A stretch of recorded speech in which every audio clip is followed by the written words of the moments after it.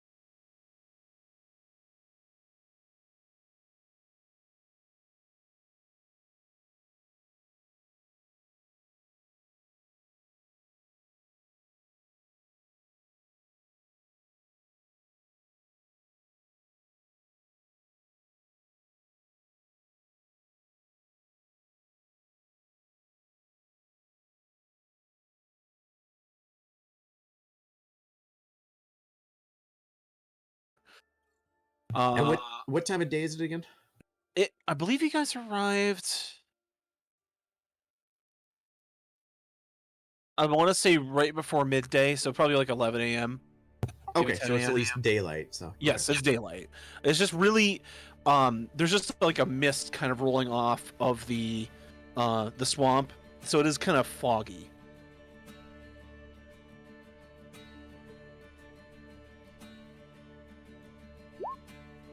Okay, yeah, I'll just perch there for the moment and keep an eye out for whoever Ragnar said was.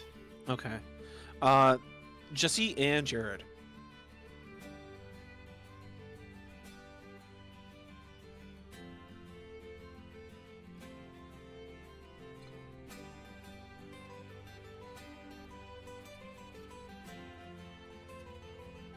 Okay, do you want to scan the sky for something? Okay, go ahead and give me a perception test.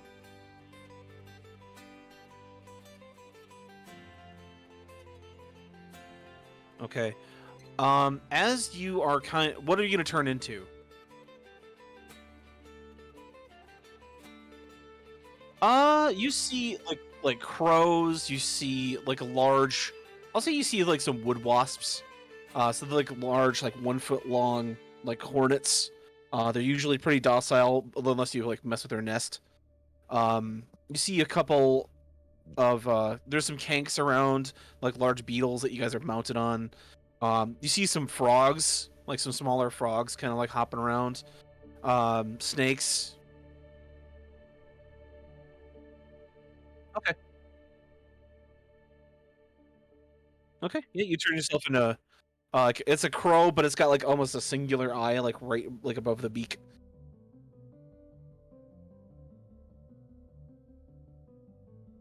Okay. With that perception, you notice movement and rustling kind of off, moving from this area, like the far west, down kind of more to the south toward the woods.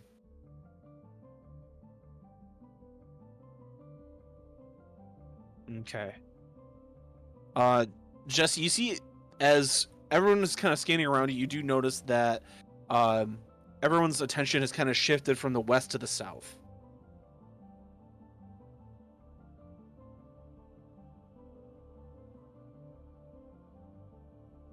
Is there anything Anatar is gonna do about this possible threat?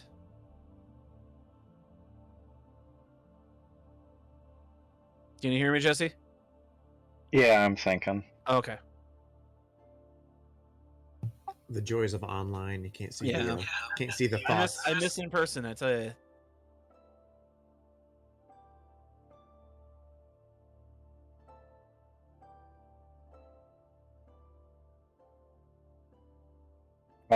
Yeah, I can focus the south. Okay. Go ahead and give me a perception test.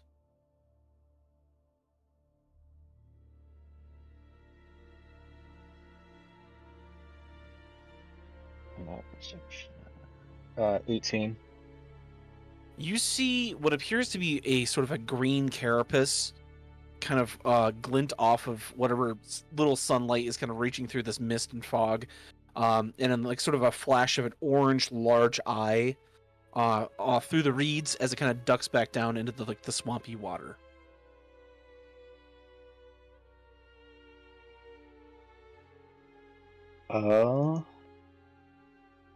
I will alert everybody else. Okay. Jeremy, we're back to you then. Okay. So know that the threat is sort of moved to the south. Can you describe what I saw again? It was a cloaked figure, bipedal, humanoid, carrying some kind of ranged weapon, obviously like a bow. You saw like a kind of a quiver off the back. Then they kind of like perched up and kind of ducked off and gone into the reeds.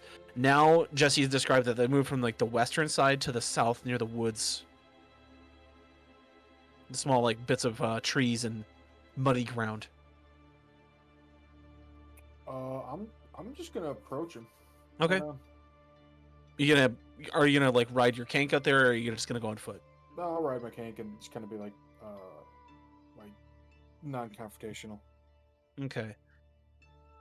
Go ahead and give me another stealth check. Or, I'm sorry, another perception check.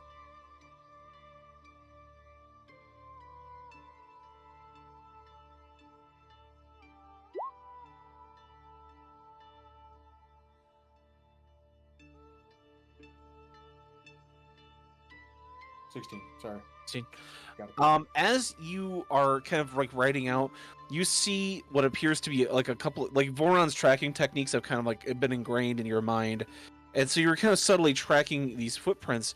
They're not humanoid; they're like large claw prints as they go towards a tree, and then you see the scratches of something that had climbed it. And as your view line goes up, you see a crouched insectoid figure, a 3-creen with its primary arms holding a bow with an arrow like knocked and ready, and its large like insectoid mantis eye kind of like training it on you. And it says, "What you come from? Where? What want?" With adventure with Jesse's character from way back in the day, would I know like a little bit of 3-creen language? Jameson's character was that. Jameson, You right? would know a couple phrases. I'll kind of give him like a hey, I'm friendly. How are you doing? Just kind of You know, going like for the first week of Duolingo phrases in 3-creen. Yeah. Where's the bathroom? How much is this? just kind of My head is stuck in the elevator door. As you kind of speak the creature's language back to him, he starts to kind of ease off on the bow, and he says, "You not like water ones. Where the rest of tribe?" I'm by myself, my friend, and just kind of making my way through freedom here. As he kind of like looks around, he sort of sees the different groups of people that you're with. He then he eases the bow out, like he doesn't put any tension on it, but he still has it in his hands, and he kind of leaps down. You can see he's got in his 2 sub arms, he's got 2 daggers kind of already pulled, like ready to pass up to his primary hands. These little nubbins. He says, "You not like water ones that come. Kill my tribe. Take them. Where are you going?" Hey John, where am I going? You guys are plumbing into the swamps to find Marsh Deep Keep. I'll tell him that we're trying to find our way to a tavern for the night. Lodging house not here. Far south. Blun. That is where humans rest and mate and drink. I'll kind of like gesture to myself. I'm like, I am not a human, though I may look like one. John, where am I actually going? Okay, don't tell him I'm going there. I'll say at this point, the 3-creen has kind of walked out into the open, so that the rest of the party can kind of see. He's holding a weapon, but he's kind of cautiously walking out and getting like appraising everyone. You see that Jesse, did you bring any skull crushers with you, or did you send them? I brought all of them with me. Right, I left the Dune Vipers behind. Okay, you see a lot of the skull crushers like going for weapons, not like approaching, but they obviously like are starting to like pull like axes and like clubs and other sort of like Athasian weapons. The 3-creen kind of says a little bit loudly, "Who is leader here?" We all like jump to be the first one to say it's me.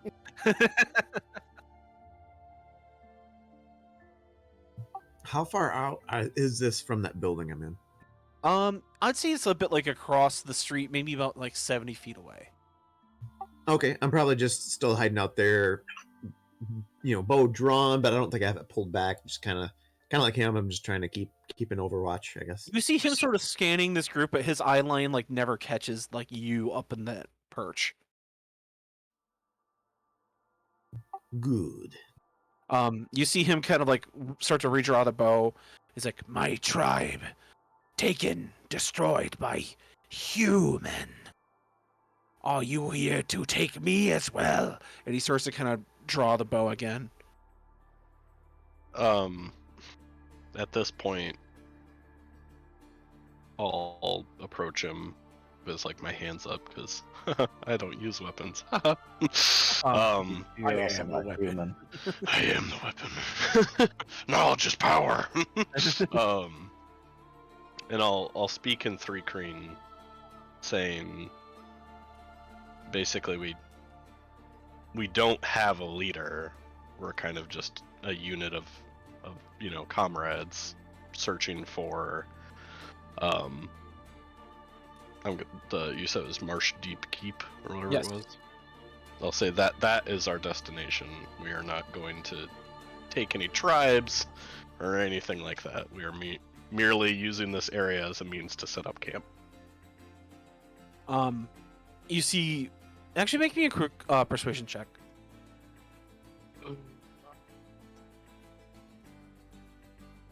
That is a 14. You see him kind of start to relax a little. He hasn't disarmed himself, but he says, "Stone building, stone fortress, deep in marsh. It is territory of lizard folk. Our tribe not go there. Deadly. Caves is where we live. Caves is where water folk come."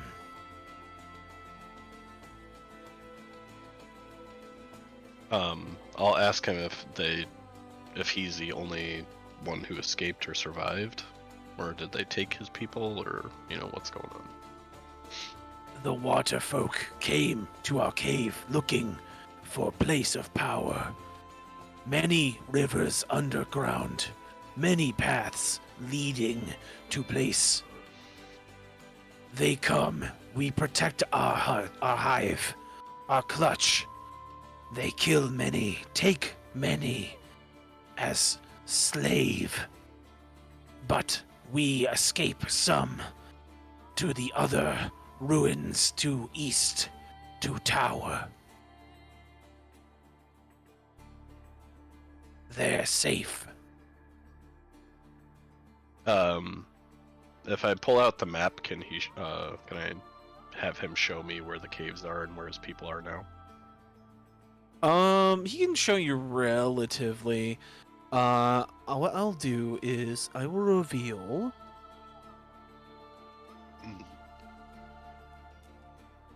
He reveals a spot over here.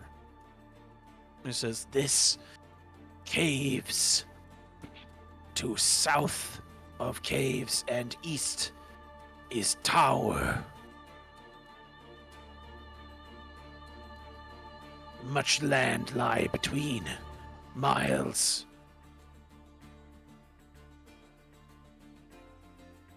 Are you here in league with water? I try to hide my smirk as I look at Jesse.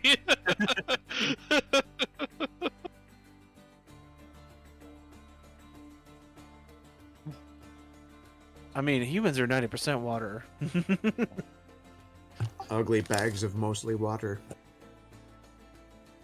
There's a reference for John. I will make deal with new human. If you kill water folk, free people, I lead to caves, lead to keep. Yes? Alright. We don't really know how to traverse the swamps here. Many danger. Many animal hidden.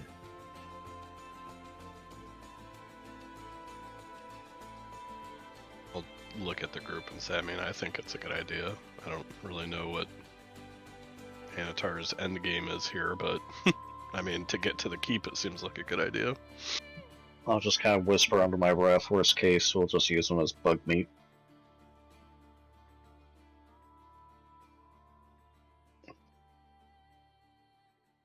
As he sort of looks about, he sort of looks at all the raiders and says, "Not all should go. Too big group attract attention. Bring some, not all. If you value safety." See, I must be called sus on that one.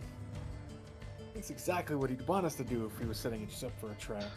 Yes, I do think that we should bring an army through the swamp to basically muscle our way and conquer it. It worked for Napoleon. Did it? Yeah, it's not Wow. like a winner.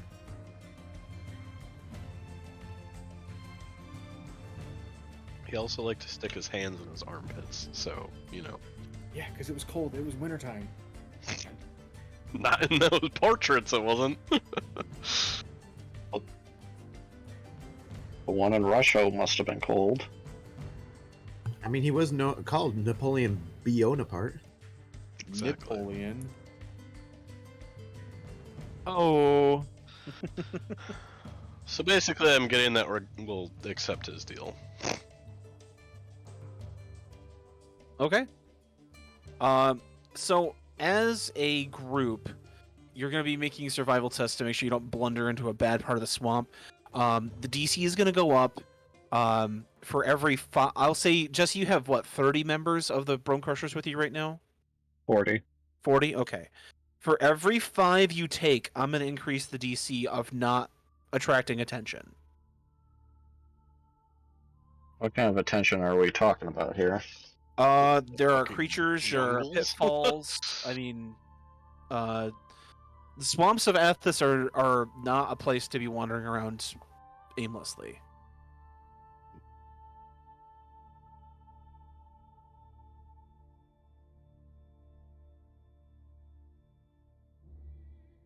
Okay.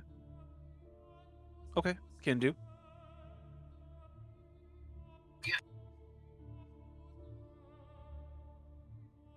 Okay.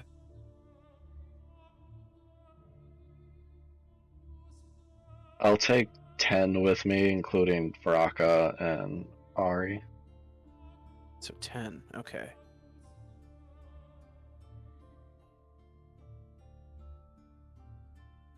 Now, like when we're doing our exploration, I'm gonna need just one person to be the guide who's gonna use their survival to help guide through the swamp. Your 3 Kreen companion is going to be granting you advantage on this, though.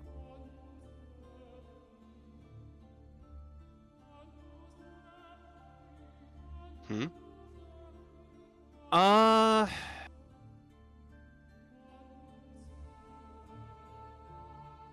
I would say to a degree. I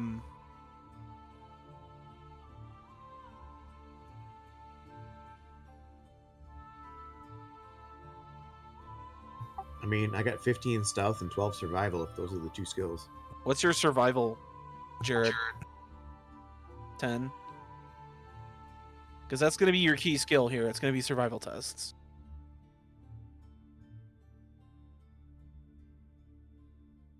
I grew up in trees. You don't want to deny me. You want to not have me doing trees?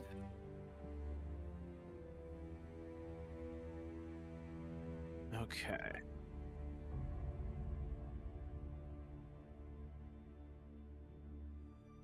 Okay. So what we'll do here is, Miner, I'm gonna need you to roll a. We're gonna get to the edge of the swamp here. So as you guys get your 10 followers, and you start to move forward into the sort of the marsh deep swamps here, go ahead and give me a survival test, and then we're gonna move the piece. Did you say with advantage? Yes. The 3 Kreen guide is giving you advantage.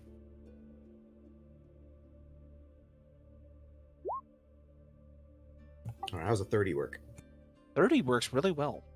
Do you want to move toward the cave or toward the tower? What's the consensus?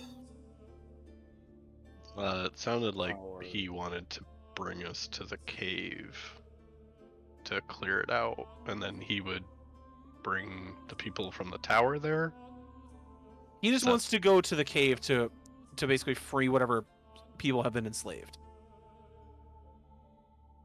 There you Well, go. don't they take him to the tower? That's No. where the people he's already freed are. That's where the The survivors tower. are. The tower. Oh, I thought the tower was Marsh Deep Keep. No, the caves. He said the caves connect to a lot of places. Hmm.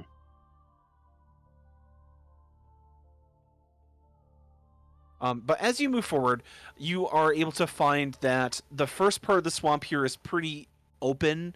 You guys walk through essentially like a trail, excuse me, that leads through like a large patch of like slimy water. And you're just surrounded by reeds and sort of these trees with roots that are kind of like up, kind of above ground, making this sort of a natural like canopy of just like swamp vegetation. Where you would have taken maybe a wrong turn that would have went right into like the water, you see the three creek kind of guides you to the right of it, and you see that there was like a large like snake that would have been like right in our path. But you're able to navigate past that one. So your first check is good. Go ahead and give me another one minor. Okay, just to clarify, so it sounds like we want to go to the caves first then to free those Yes. people, and then, okay. Just wanted to make sure. And another one with advantage. All right, here we go. 28 this time. 28. Okay. You guys approach through another narrow pass, kind of surrounded a little bit more by more water. You find that a majority of the landmass in here is basically just like tall grass. It looks very clear on the map I've drawn, but imagine that area is basically just like neck-high reeds and just like a small path for like single file that you can sort of like work your way through. So it's like walking through corn for me. Yeah, no, it's rough. And Jared, I mean, you're flying, so you can see sort of like overhead, but you just sort of see the tops of people's heads in this large, like grassy expanse. Like, in and above, like even the swamp gas and like the sort of the various bits of vegetation. Go ahead and give me one last one. Daring to follow the lights.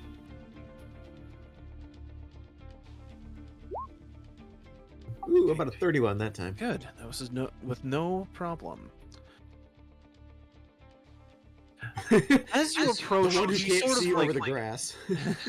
he guides you where you would have think like, I'm not gonna go there. That's obviously just a line of trees. He pulls aside a branch and there's another natural sort of like mud slide, like almost like a muddy path leading down into like a gully. As he leads you down into there, you can see a natural cave entrance kind of that curls around below the trail that you were just walking on. You can see that there's also posted skulls of large humanoid creatures with big teeth, and they are of a kind that you have not seen ever really on your travels on Athos.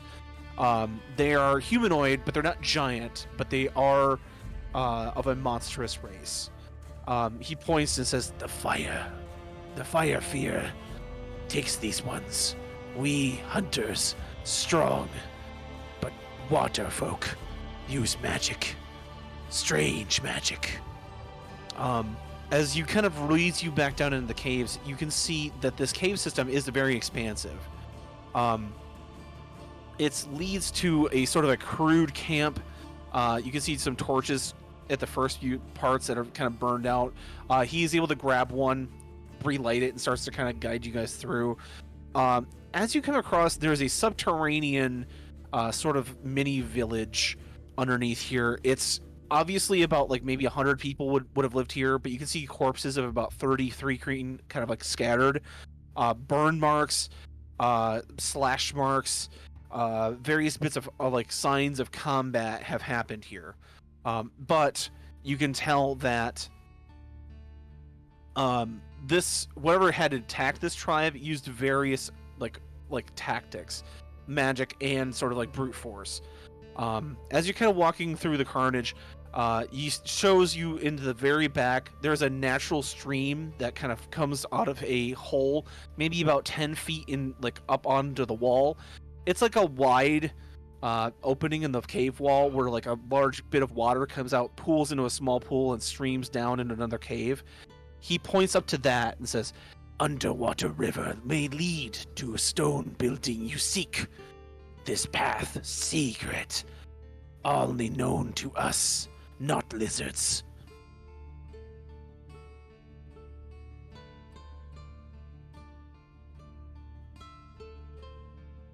While you guys are taking a moment, I guess Jeremy, as you're kind of like sitting around, you're all kind of going around. I'll just give you guys a chance. Like, what would you guys like to do in this subterranean village area?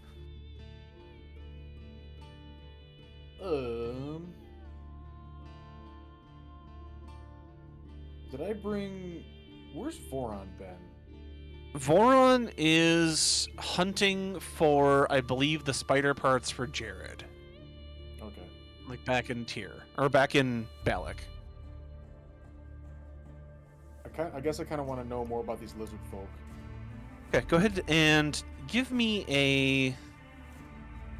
You can give me a nature check, I suppose. That would work. That would be an 8.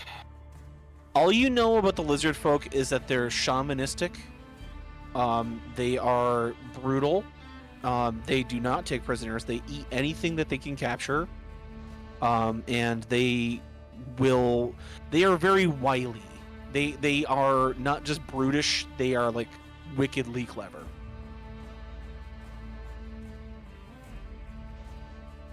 How do they? I mean, obviously they don't take prisoners. Are they openly hostile towards outsiders? Mostly. That's why you don't really see lizard folk in towns, because they'll mostly find ruins and then just like live off the land. So they're vermin. Got it. They prefer survivalists, but I mean, if one of them would speak to you long enough to actually, like, you know, not eat you. But you have found number 2, the subterranean caves. I guess we'll move on to Micah. As you're kind of like poking through these ruins, what would Malagas like to do? Anything? I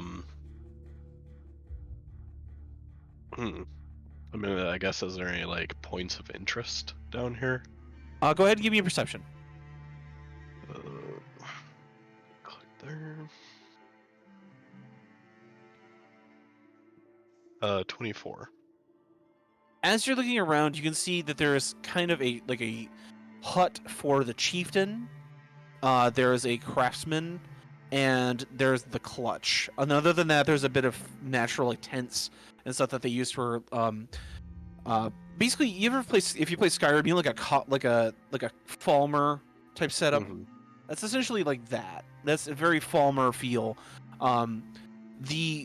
You can tell that the craftsman, you can see a large pile of this sort of gray, stonish looking material that you can sort of parse out is like the natural bile that the Three Kreen can sort of like make weaponry out of, that they like sort of they regurgitate sort of like plant matter, other different matter to make this sort of like rock hard, calcified sort of substance. And you can see there's been a few weapons crafted, like shurikens and stuff, like throwing daggers and whatnot, made out of this material. The chieftain's hut is more just like a large ornate tent. You can see like lots of trophies sort of hung on the outside. And then the clutch, you can see where the eggs are usually kept, has unfortunately been raided. There's maybe about 3 eggs, like large orange, like sort of like orange larvae eggs, sort of in in a sack, tucked away in like the natural bits of rock. Unfortunately, you can see claw marks that have like reached in and taken like eggs. So the lizard folk. I guess I'll ask the Three Kreen, are the lizard folk in league with the water cultists? Or do you think they just came in here after the water cultists basically raided the place? The Three Kreen says, lizards sometimes attack area. They may have heard combat, may have heard invasion, and gone to kill survivors.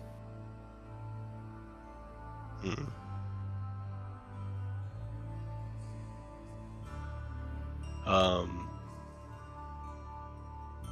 I you guess I'll inspect the chieftain's hut. Okay. Give me an investigation.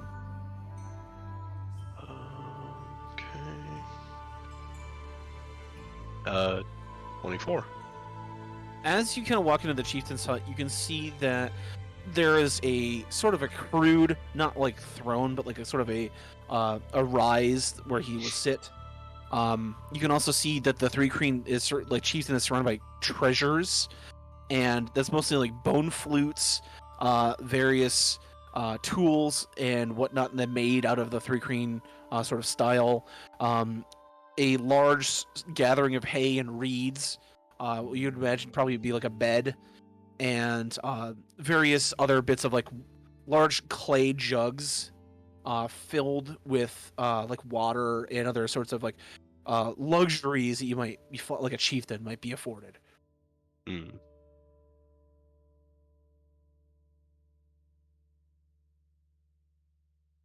Um, I guess I'll ask him, did the chieftain survive? He sort of looks down and says, "Chieftain among first killed. The water." Excuse me. This voice really hurts my throat. I'm gonna take a drink real quick.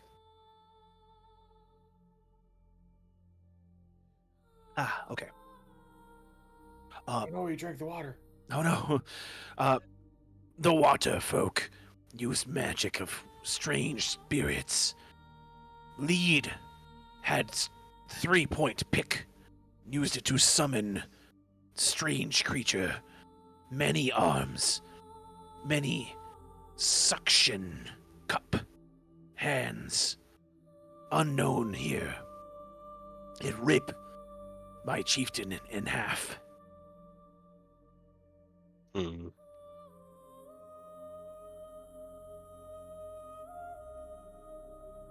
Well, I guess I didn't need the details, but You asked for him, you got him. I didn't. I just asked if he survived. Okay. Well, I mean, I guess if there's not much to do in here, I'll just kind of wait for, Okay. everybody else to get done. Minor, anything you'd like to try to look around for, or maybe poke around for in here? Other than a little foraging for random foods I might find or some new Okay. ingredient. I don't know. Give me a survival test for that foraging.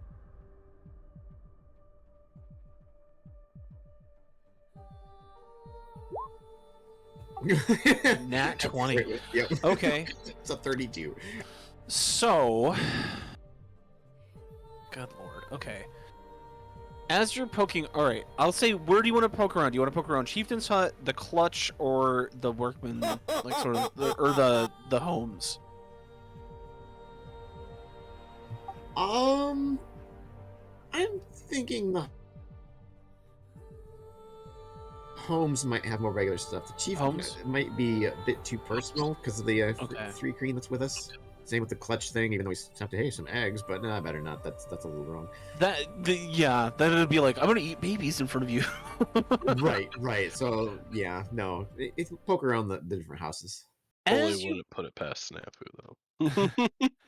Well, if As you look around in like some of the domestic huts in this sort of underground area, you walk across one, and inside you can see where there was once cooking over like a spitfire, a large leg of a frog that's about 3 feet long. The leg is 3 feet long. It is charred, but it is like basically cooked just a little bit more well done than usual. I'll sample a bite here first and see. Um, what it brings. If there was an animal that a lot of things might taste like, it would probably taste like that animal. But it's kind of it's a little bit charred, but pretty filling. Also give me a Constitution saving throw real quick. Is it a little bitter? Is it kind of hoppy? No, it is not. It is an IPA. So it would be hoppy like a frog leg. Okay. Now is this a Constitution against poison? No.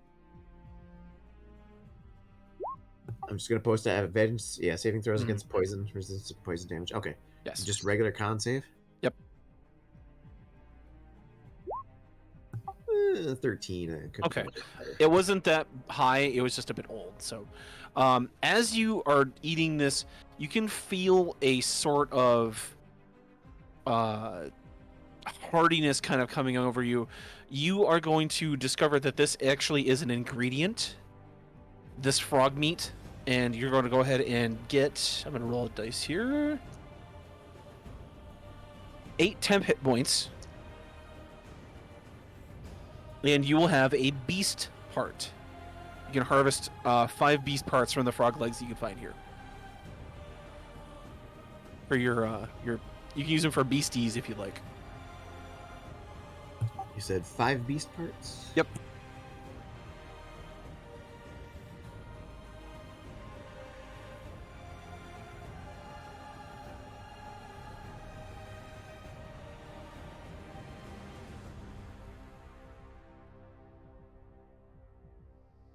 Alrighty, I'll throw those in the bag. Okay. Jesse and Jared.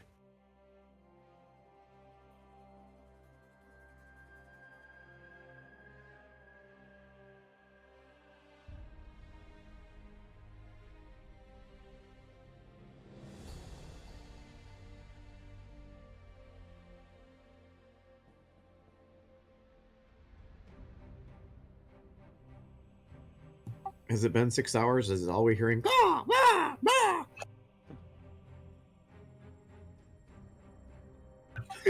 Your Allan Poe is losing his mind right now.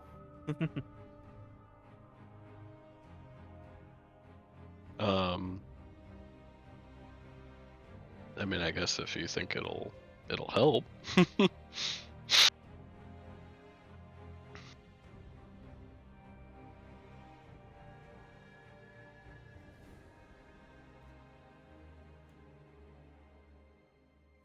Is this going to be kosher with the 3 green that's here?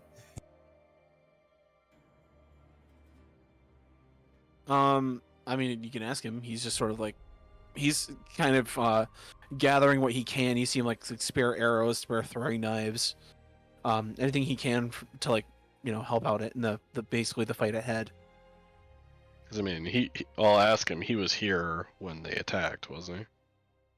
Yes, I was part of hunting party just returned. We were caught unaware, mid-attack.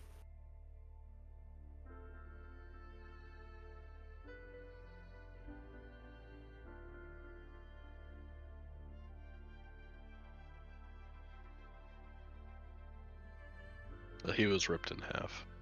He takes you Little to over a there, small little over there. mound next to like the clutch, where there's a lot of bodies that have not been like basically taken care of. And you can see that there is a large, kind of a half-again sized, like mantis man, where normal 3 green don't have like the large mantis like behind. This one kind of has that. You can see he's a little bit biologically different, but he's still a 3 green. But you can see like he is literally like his legs are over there and his torso is over there. But you can see these large like circular like marks all over his body. Might be easier if you talk to his head.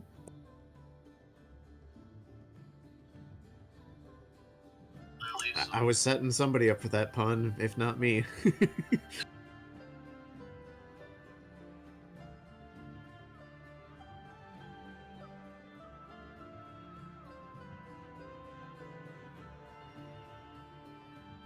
Put the two Your parts scout back says like, together. I did not see fullness of attack, only came midway through.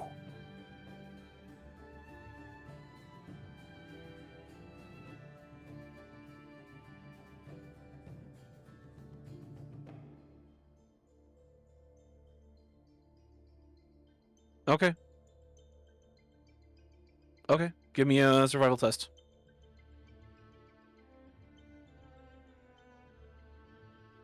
24. As you're kind of walking around, you can see that there is the dead body of one human that was sort of like kind of tucked away behind a tent.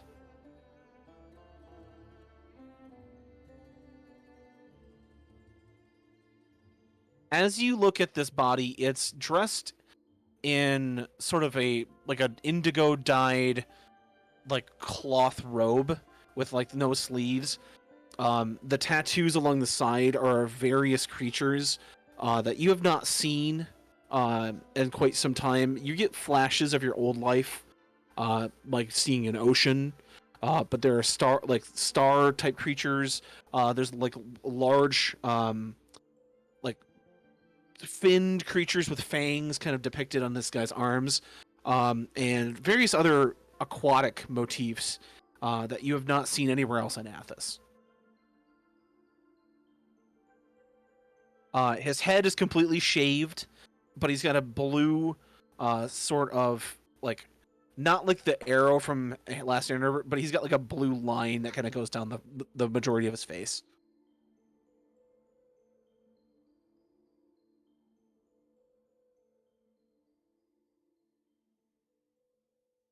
Okay.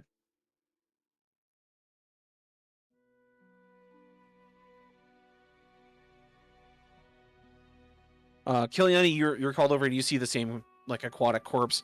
Obviously, you can sort of make out the markings of various sea creatures that you've seen in your travels, but the normal Athasian person has most likely never seen a shark or a starfish or an octopus.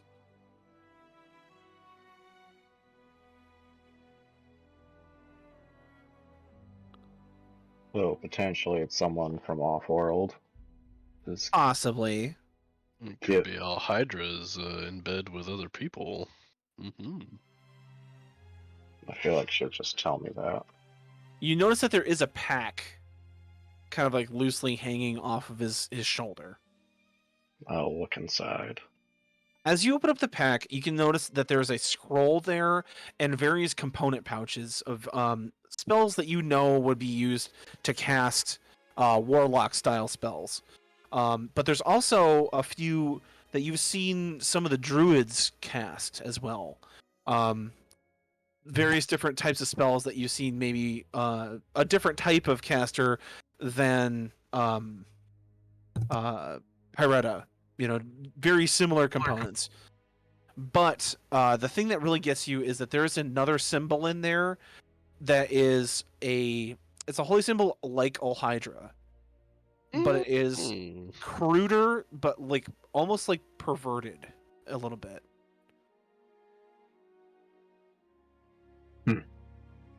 Crude and all sorts of attitude. Well, someone's And gonna it's get nude. Someone's gonna get sued.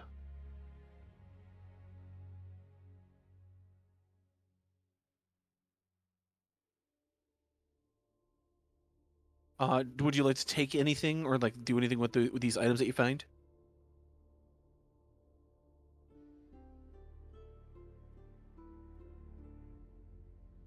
Just standard spell components for druid spells. Nope. If give me an insight. You. I rolled bad. You are able to surmise that these people were most likely druids that were turned toward warlock, like sort of fanaticism by something.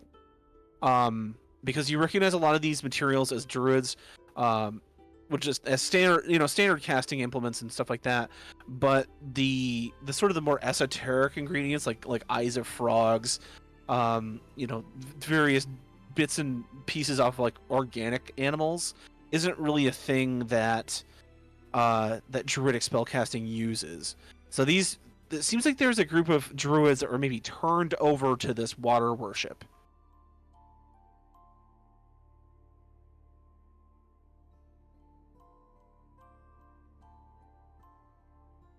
Okay. As you touch the amulet and you look, and you sort of like one hand on the corpse and you look up, and you see the celestial sort of life stream, of without a better term for it, of souls and energy sort of swirling above you. You're able to isolate this one that kind of glows in this like bluish green, and pull it down and put it like kind of push it into the mouth of the corpse. And as you do, this sort of like light erupts from the eyes, and you see him like draw a breath and kind of like look at you with these like sort of like deadish white eyes.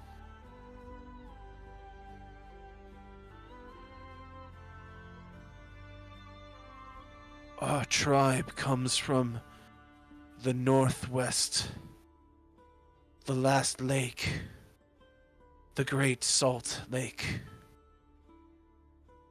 Mormon? Utah? I know, very similar names, yes.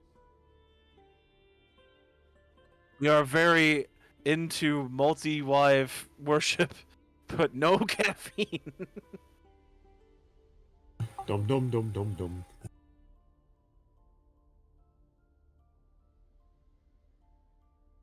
We were born in the village near the lake.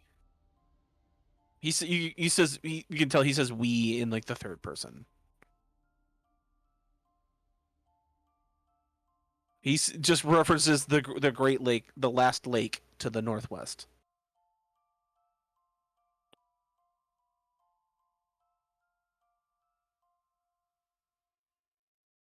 I serve the Great Sea Witch. What is the airspeed velocity of an unladen swallow?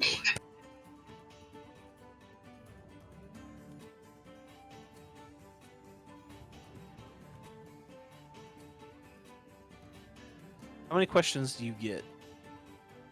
5. 4. I remember seeing my leader plunge into the waters of the caves.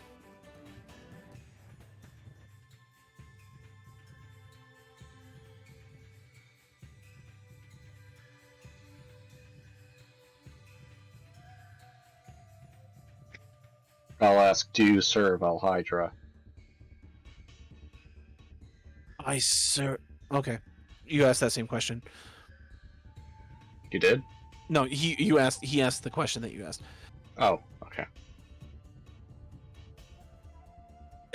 Yeah, he tells you to ask the question. You ask the question. Sorry. As you sort of see that, he says, "I serve the Great Sea Witch, Zugt Moy." And the light kind of fades out.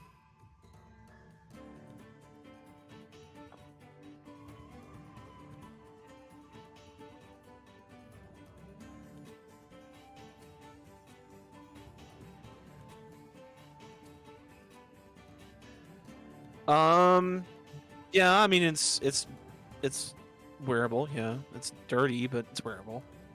Well, he ain't using it.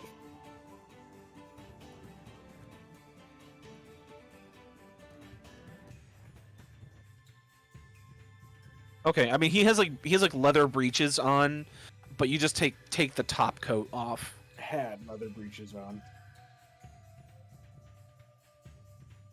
Okay, you fold it. It smells like mud and blood and mold. Ooh. It's not very pleasant, but you were able to kind of roll it up and stuff it in your pack.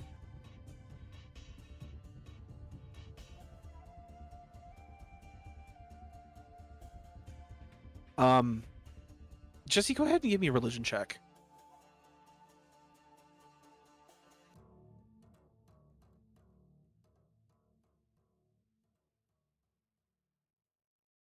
$19. You know that Zugmoy is a name of a demon from another realm that has no contact here on Athos. She's associated with fungus, nothing with water. Hence the druidic parts.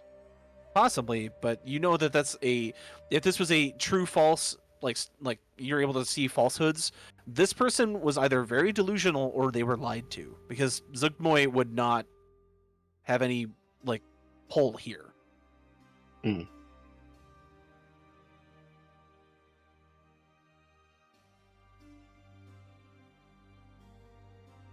So probably a cult leader of said demon from Offworld come to Athos, which is kind of a blank slate to restore it and said demon's image. Possibly, but it is a clue for you to think on. Mm. As you guys are kind of finished gathering up your materials for this, you see that the Three Crane is a kind of like climbing into the cave on the wall with the underwater reservoirs kind of flowing through. If you would like to gather anything up at the last second, or whatever, you can go ahead and take one last check if you'd like. But he's sort of like motioning toward the cave. I'm good.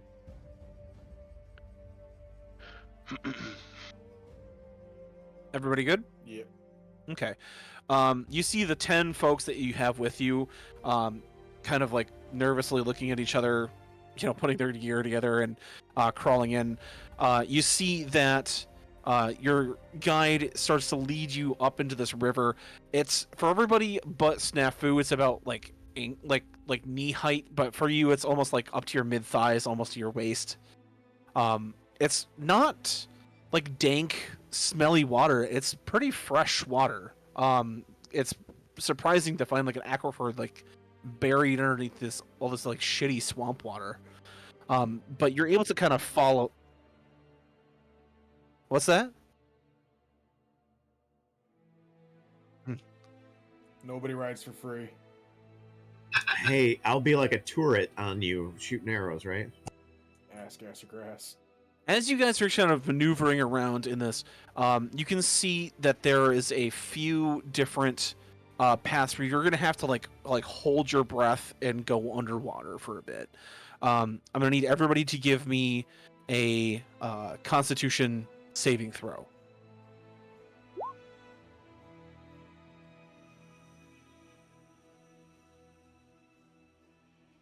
Okay, Jeremy, you got a base 16.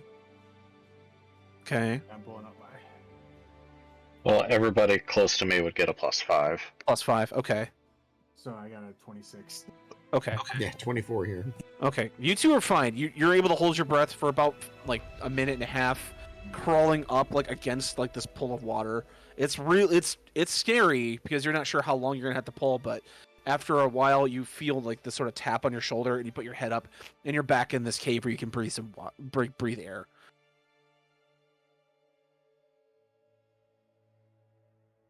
$19. Okay. I got a 22. 22. I got 18. 18. Okay. Nobody failed enough to actually get an exhaustion, so let me do your followers real quick.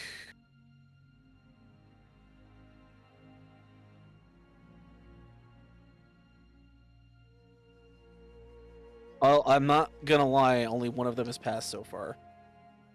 Okay. All but 2 of your dudes are able to get through, but they're very waterlogged. So 8 out of your 10 are gonna suffer from exhaustion. At least just 1 point. The Skull Crushers were not good swimmers in high school. So they're able to make it through, but they are going to be a little bit waterlogged. As you are pulling through this sort of cave system, you can see that there is a path that leads down and a path that leads kind of up towards sunlight. Now, the Three Crane points at the path down and says, "I smell your kind."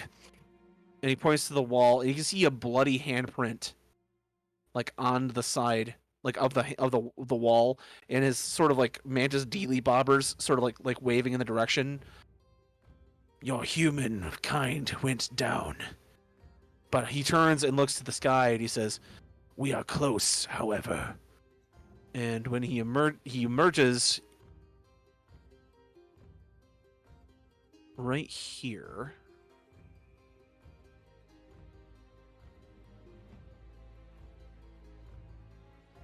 You can see that he has emerged very close to a large stone structure deep in the swamp. He has emerged close to Marsh Deep Keep. The 3 Green Scout says, "We can go underground. We can find my people, my tribe, or we can go to surface. I smell lizards up top. I know not if they work with tribe of water folk below."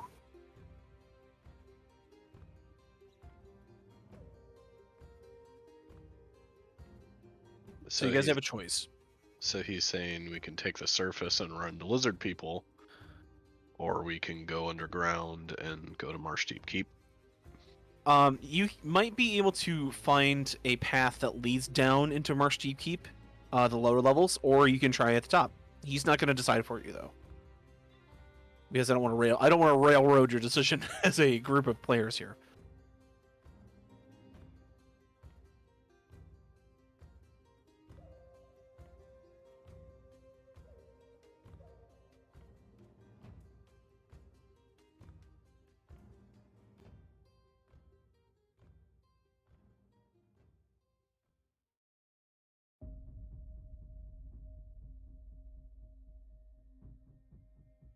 Anybody else have any suggestions? Any? Well, Snafu's likes preemptive strikes, especially from surprise. How long has that handprint been there, John? Can I roll like investigate? Yeah.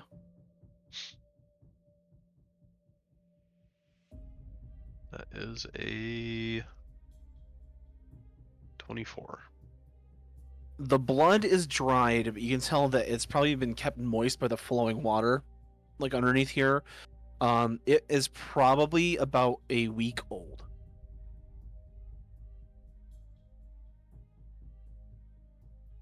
I'll ask the 3 Green how recently did the attack happen? A few suns ago. Few days.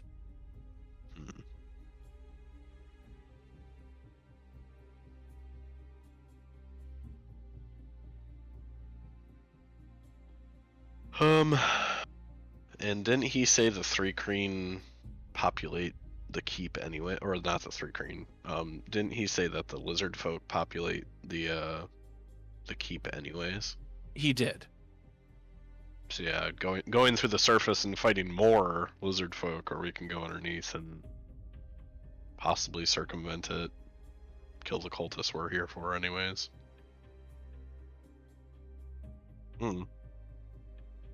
My vote's bottom, but obviously we can go either way.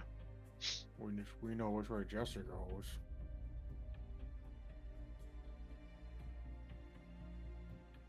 Okay, so I have 1 vote bottom, 1 vote top.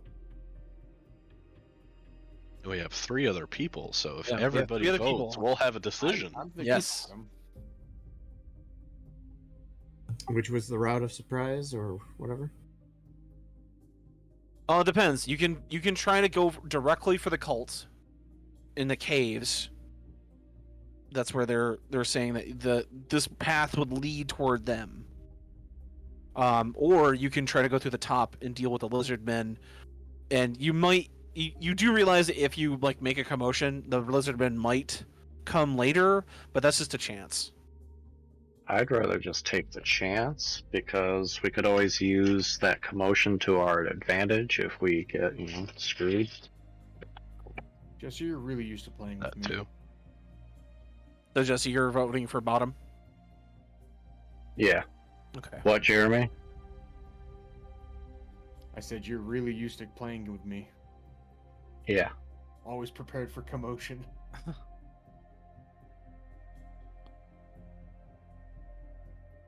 Any other takers?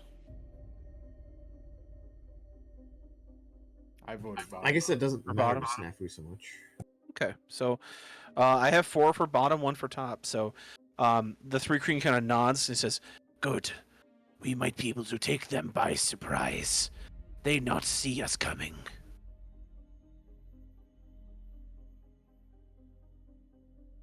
And I'm gonna black out the area I thought we were gonna come from, and then instead,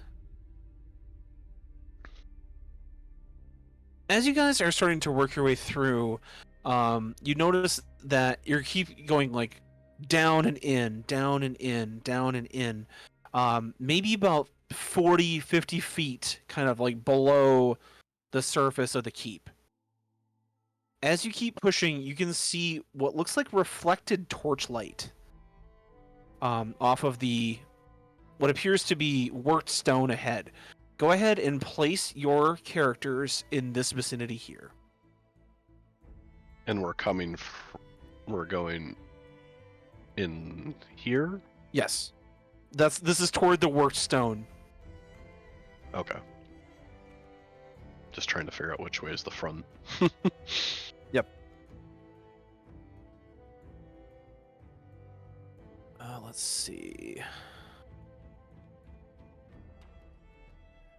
I'm gonna have to get your tokens for your followers here.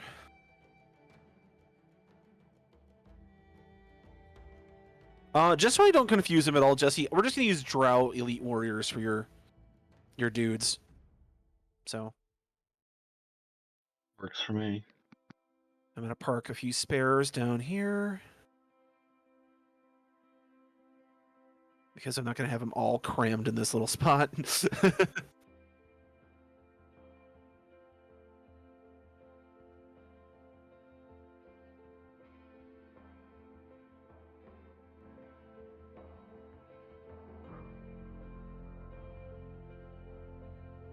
All right, and then you had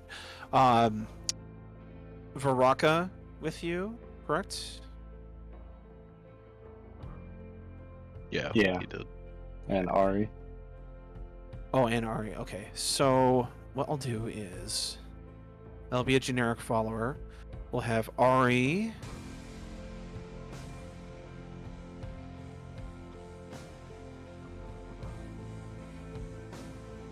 I'll use somebody nice for Ari.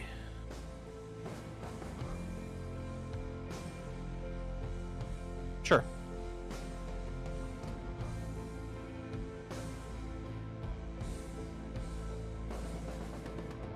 The water has been at least knee deep. Yes. Yep. You have some light with you. It's very like you just have a torch or two like being carried by the group.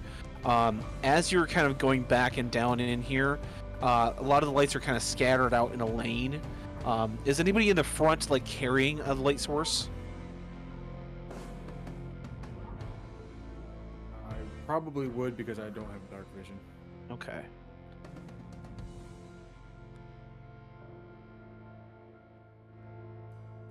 So this will be Ari. This like sort of lady cleric person. And this big ogre orc barbarian will be Varaka.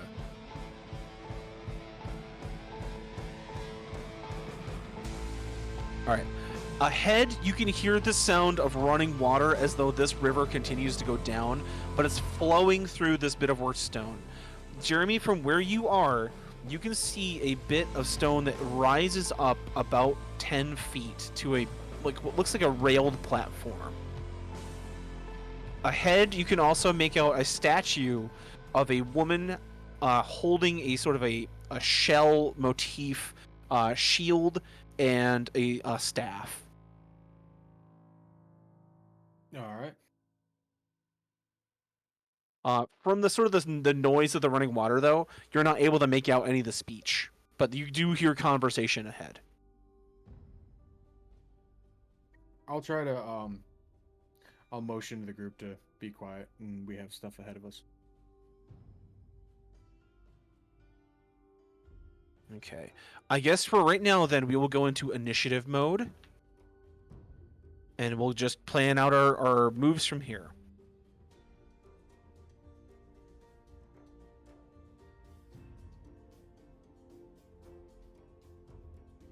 Go. Bulk and Skull.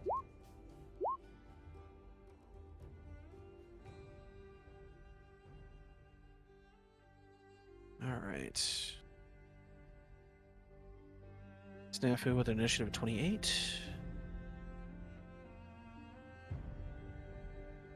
I see a lot of Micah T here. What are those? Accidental clicks. Okay. Jeremy, was that 5 your initiative? Correct. So it's a 7 total. Okay. Micah, what'd you get for your initiative? 6. 6. Jared? Take 1. Jesse? 5. 5. Man, mine are just leagues ahead of everyone else. Mine are just one whole turn ahead of us. Well, I mean, Ragnar just said, "Hey, be quiet," and Snafu's got this. All right. Nobody oh shit. Actually, then you have 1 less follower. Delete. Okay.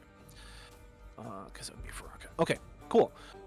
So then, I guess we'll go from initiative order. Snafu, you do hear ahead that there are some voices kind of up and ahead, and you see Ragnar kind of hold up his fist and do the closed fist like, hey, there's trouble.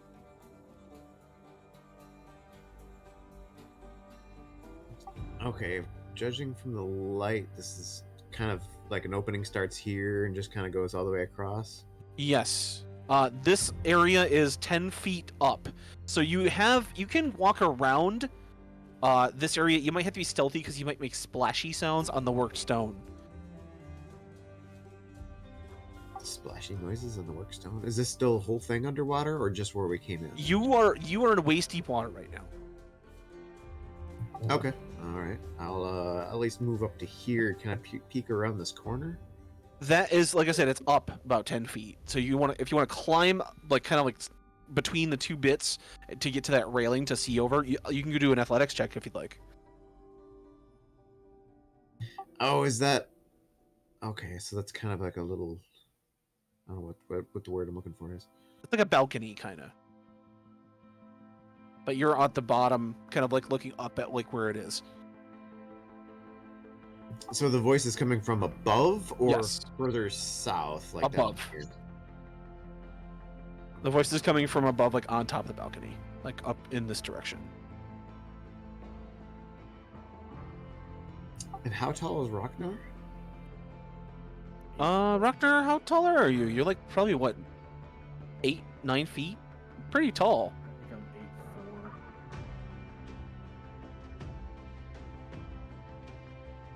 Can I climb you for a moment? I mean, that's gonna be a personal question. You gotta ask I'm not gonna- Ragnar. I'm not gonna like it, but I'll allow it. I'll be stealthy, don't worry. I just want to peek over top here, see what I can see. Okay, go ahead and give me a stealth.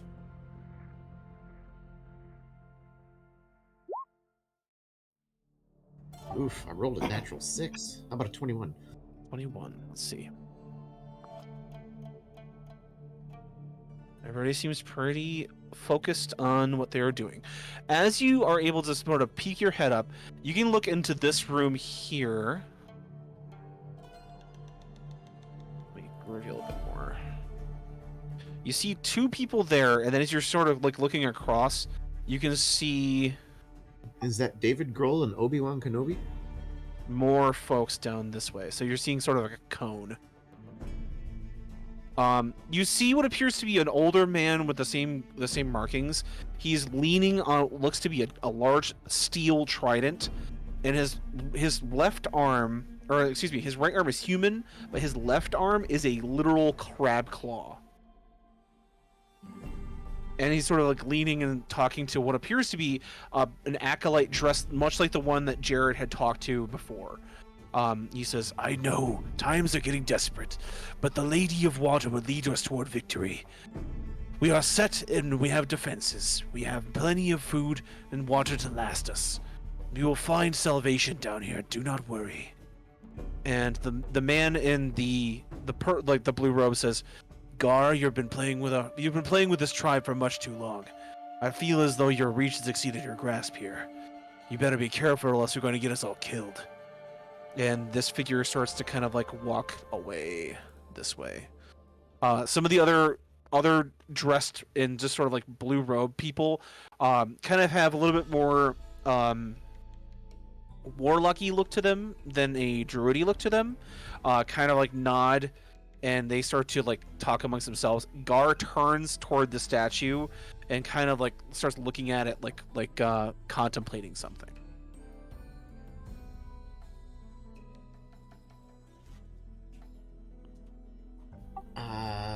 Yeah, there's no easy way to get up there. It's gonna be pretty much in plain sight. So we should probably find another way around, but that'd become tough because we're gonna be probably noisy.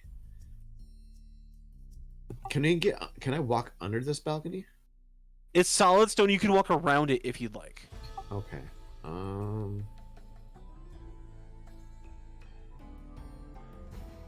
I'll just kind of like show. I'll hold up like 4, and then kind of do the talking thing with the hand. Mm-hmm. And then kind of point like around, and hold my finger up like quietly. Because I don't really see any way of getting up there easily unless we just want to bull rush them, and hopefully nobody else comes running in. But I kind of want to scout out further. I already moved it 1, 2.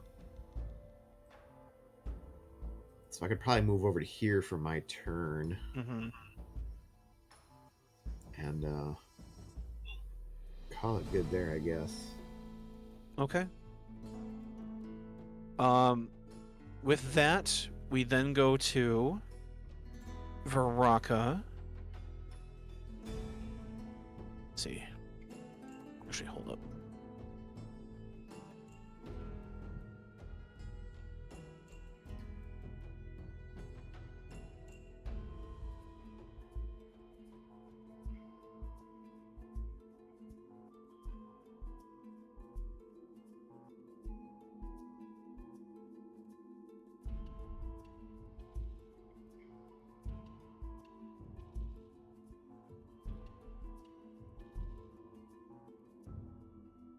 Sorry, I didn't roll initiative for these guys. Oh, that's Just cool. getting this taken care of. Okay. So next on the ally list is going to be Varaka. She hears what you said about, or she sort of, sees the motion. She's going to stealth. We're going to start the ocean. And she moves here, but she is loud as fuck. She, looks at you, nods, and then just like, gung, gung, gung, gung. And as she sort of shoulders past and sidles up, she made noise. A lot of noise. And you hear what appears to be someone walking, toward this area. Kind of looking out and over, but you can sort of see that the way that the shadows and the lights are working, that he's gonna have to make an attempt to look for you. He's gonna have to make a check. So you're not made yet, but soon you might be. Yeah, I'm hugging that wall, the balcony, as close as I can. So if he looks, he's gonna have to look over and down to see me, sort of thing. Ari is going to stealth. She's gonna hide. So she sort of crouches and pulls up her cloak a little. Next up is going to be Jeremy. Oh boy. What's the move here, man? I don't know. I think I might hold my action until somebody breaks stealth. Wind? Oh.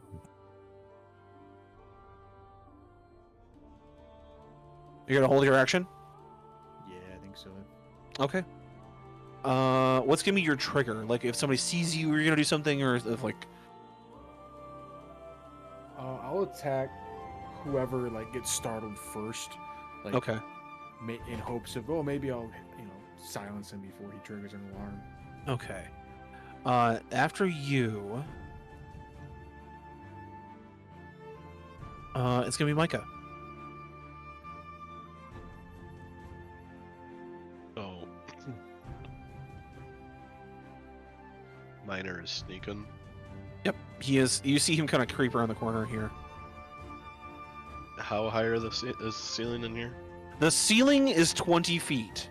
So there's a big area kind of above the balcony where he is. But it goes Ground floor of the water is 10 feet balcony. Beyond the balcony, another 10 feet ceiling. Gotcha. So there's only about like 10 feet above the height they're at. Yes. Okay.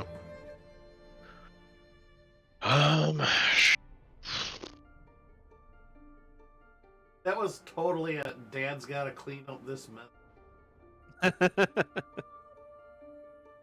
Mm.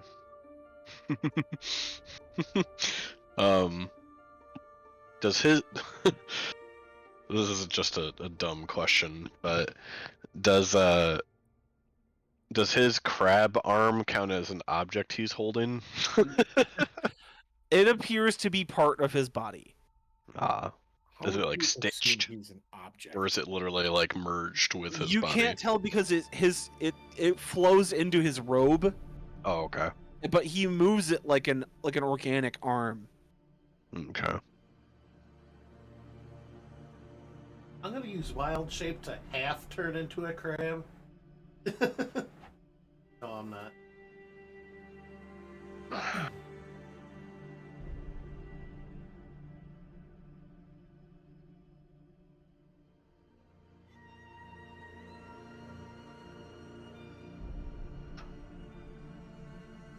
I'm also gonna prep an action. Okay. If he, since he's the closest, Yes. so if he, the trigger will be if he notices any of us, then I'm going to proc my action. Okay. All right. we're passing the buck. Well, that's kind of the thing when some No, people I mean, are it's trying to be sneaky. Not much you and, can do. I get it. Yeah. Jesse, it's your turn.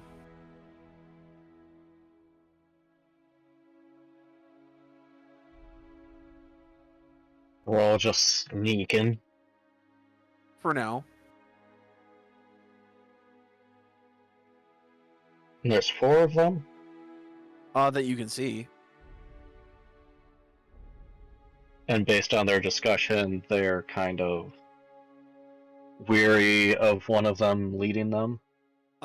Based on the thing that you just heard, that they say that we have been trapped in here for a while now. Mm-hmm. What are we gonna do about it? And he says, we have plenty of resources. We will find salvation here. And his followers seem a little doubtful. And which one's the crab arm leader guy? The guy Oh, yeah. closest to the water. The bald-headed one. Yes. Yeah. The Obi-Wan Kenobi looking one. Okay, and who's the, like, purpley one? The next to the 2 hooded ones? You heard him described as one of the more Druidy looking ones, like the one that Jared did his Speak with Dead with. Got it. That one's David Grohl.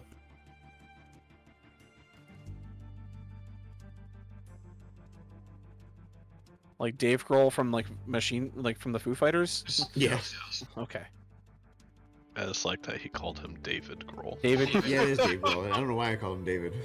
David Grohl. David. I'm debating on doing something really stupid. Okay. I've always well, called him David. We go We way have back. Jeremy here. We don't need a Mike Piper as well. Yeah, which is why Jeremy will be the deciding factor.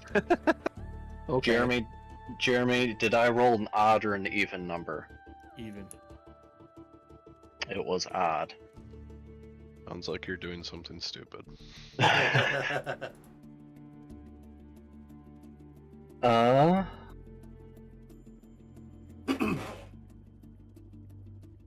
I'm gonna kind of whisper to everyone else to like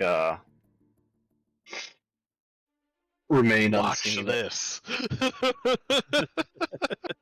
Remain unseen until the signal. Okay. Or I get attacked. Julie, do the thing. AKA save me or watch for a signal. And I will go forward and make myself known. Okay. How do you want to do this? How are you making yourself known? While also not giving the rest of us away.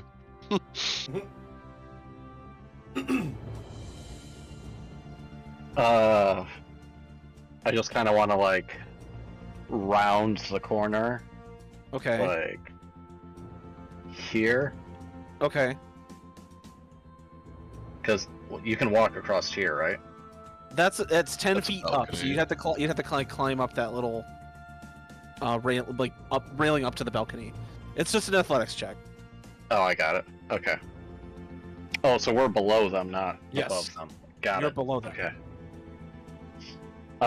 So yeah, I'd just climb up and then start to talk to them. Okay.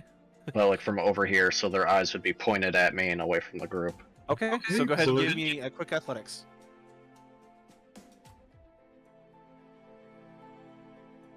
24. All right.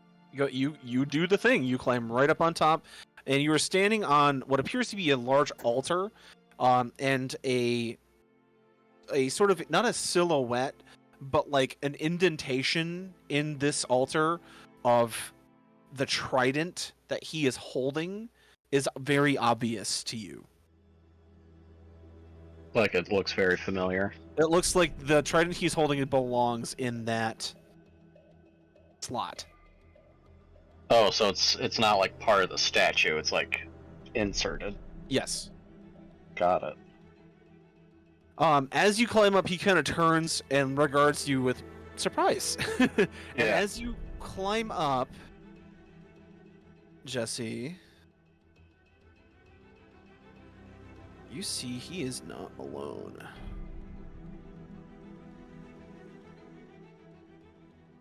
Aw, shit. As you see a large array of cultists kind of scattered across this holy chamber, conversing, looking for things that maybe be clues.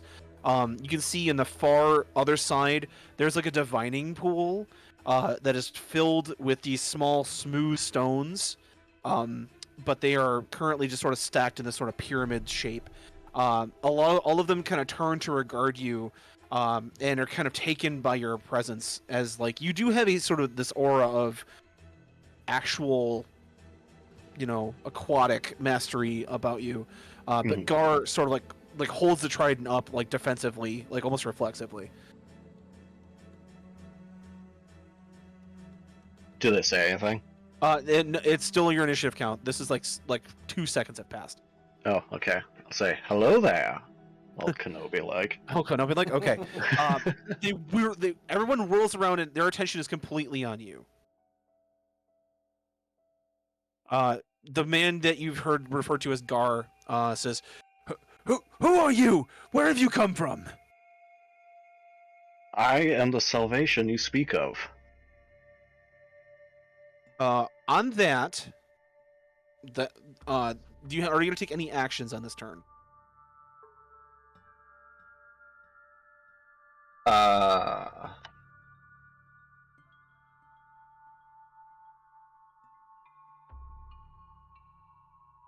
I'd say if you want to use like an intimidate or a persuasion, that would be in like an action in this situation.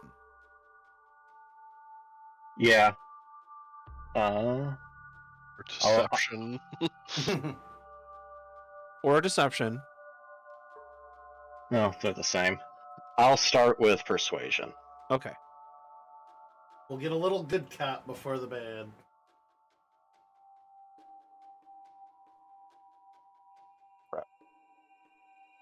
Ooh, nice. Natural 18, so 28. 28. Okay. Gar kind of puts it down, but he kind of lowers the trident. So we're gonna cut from your initiative turn. As that happens, to next in line is gonna be the warlocks. They see you 3, 4, 5, 6, and they kind of start to surge forward. Not enough to like engage you, but at least enough to like get in a sort of a formation. As they kind of come out, you see them pulling various packed items. They have packed daggers made out of what looks like driftwood and seashells. They don't look deadly, but I mean these are packed weapons, so they have some kind of magic behind them. Mm-hmm. They aren't going to do anything, but they are going to ready their own action. The 3 here, I will number them. So 1, 2, and 3. And they are obviously readying what you have seen cast before as Eldritch Blasts, but they have not cast them. We then go to turn 10, Jared.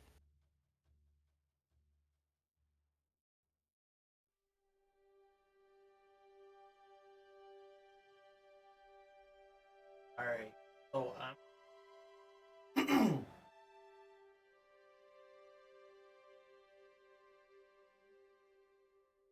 is that an altar right? Or like object or It's a An large altar with a statue. or statue? Yep.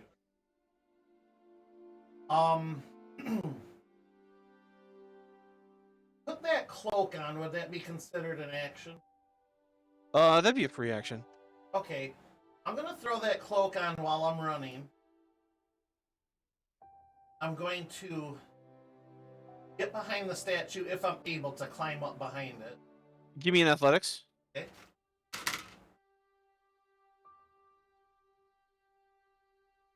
That will be 2. Okay, you're able to make it up there, no problem. And then stealthily, I'm going to touch Kiliani's back. Stealth roll of 26 for that one. Okay. I'm going to enhance ability. And I assume, Jesse, you're going to want charisma. So I'm going to give you charisma.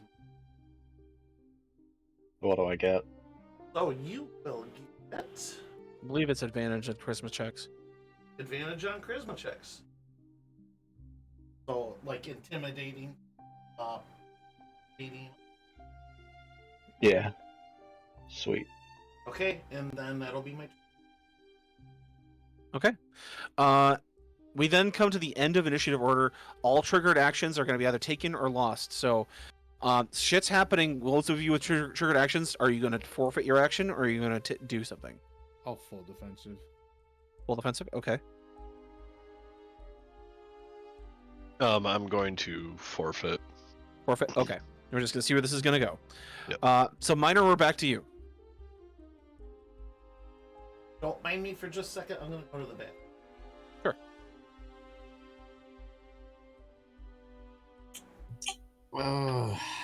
Joy. This is tense. This is almost bordering on like tense. There's a lot going on here. I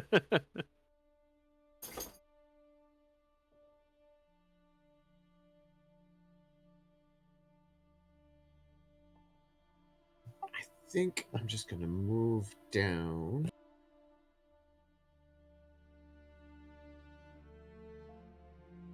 Move over in here and prep to climb and possibly hide behind Jared or Jesse. Okay. But at the moment, I'm just kind of waiting to see, I guess. Okay. Go ahead and give me a stealth check. There's another nat 20. All right. Like a water bug on the surface of a calm lake, you just ease your way through the water and get to the wall to get ready to climb. After you then go to Varaka. Varaka doesn't know what the fuck she wants to do. She's gonna let you take the lead, and she's gonna delay her action. Ari is going to do the same. She's going to stay put because she sucks at stealth, and she doesn't want to give anything away. So she's gonna also hold her action as well. So we then go to Gar. Gar is going to move here, kind of between his two fellows here, and he's going to raise kind of and do a defensive stance. He says, "Who sent you here? No one knows we were here. No, the lizards are looking for us for days. How did you found us?"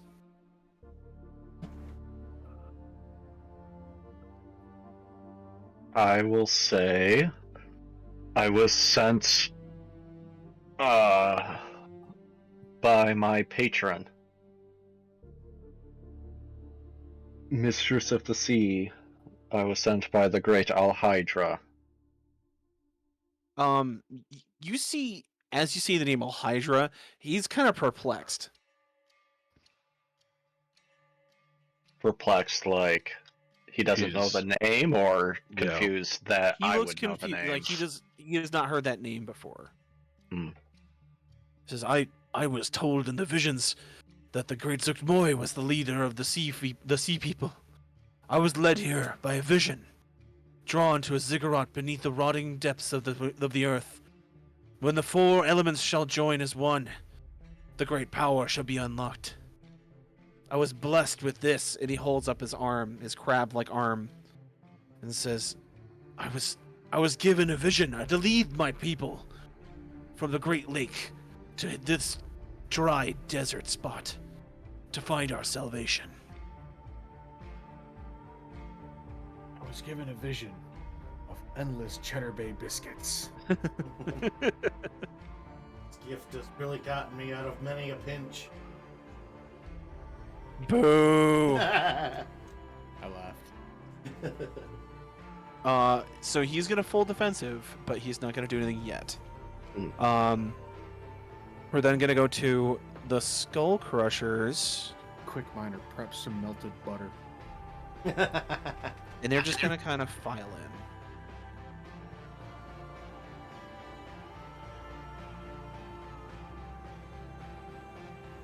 There we go. Okay. God, if we only had the horn from our Elder Scrolls campaign, right? Oh, actually, I need to put the 3 Kreen in here too. Hold on. He is kind of seeing what's going on here and taking a back seat to it, but he's still got his weapons ready. Let's see.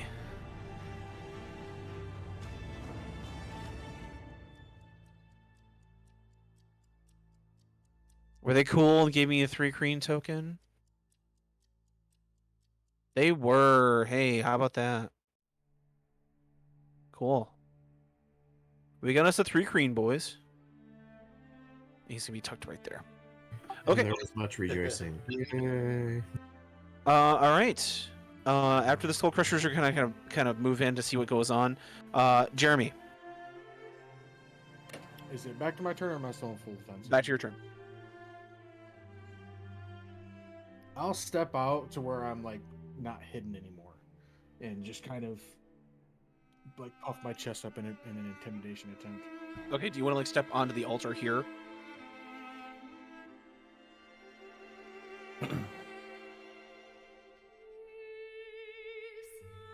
Jeremy, I forgot to hit the button.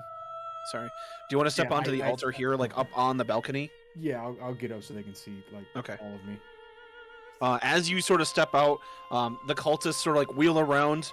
They don't take any actions quite yet, but now their focus is kind of split. Half of them looking at Jesse, half of them looking at you. They a little intimidated by the giant, half giant that just came up out of the water. I rolled to intimidate. Go ahead and give me an intimidate. 19. No, 20. Oh, damn. Okay. All right. After you, it's gonna be Micah. I'm going to move here, and I'm going to I'm I'm not climbing up, but I'm gonna kind of just like touch Jeremy's heel, like the back of it, Okay. and do a Startled. mind link with him. Okay. So that basically, if he's willing, we can both instantaneously share words, images, sounds, and other sensory images through the link. Basically as a line of communication for 1 hour, as long as either of us aren't incapacitated or on a different plane of existence. I'm on a different plane of elevation. That should be okay. Okay. Yeah, I'll accept. Okay. Do you I accept the accept charges? the charges from AT&T. You have a call from. Oh gosh. Blah, blah, blah, blah, blah, blah, blah. Bob, we had a baby eats a boy. All right. You subtly slide your hand up and make this mental connection with Ragnar. Back to you, Jesse.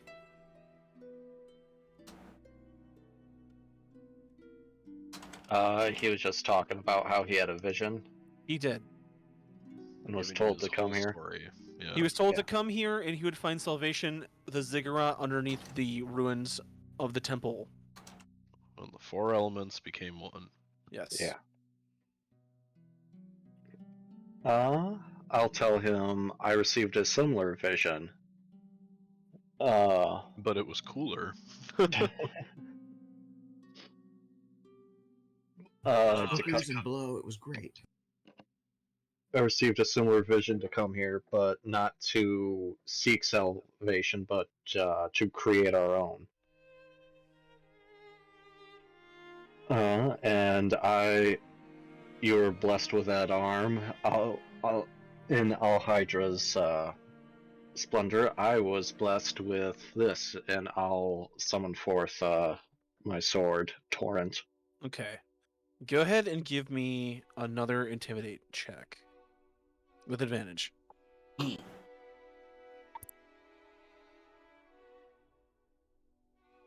Highest is a 14, which makes it a 24.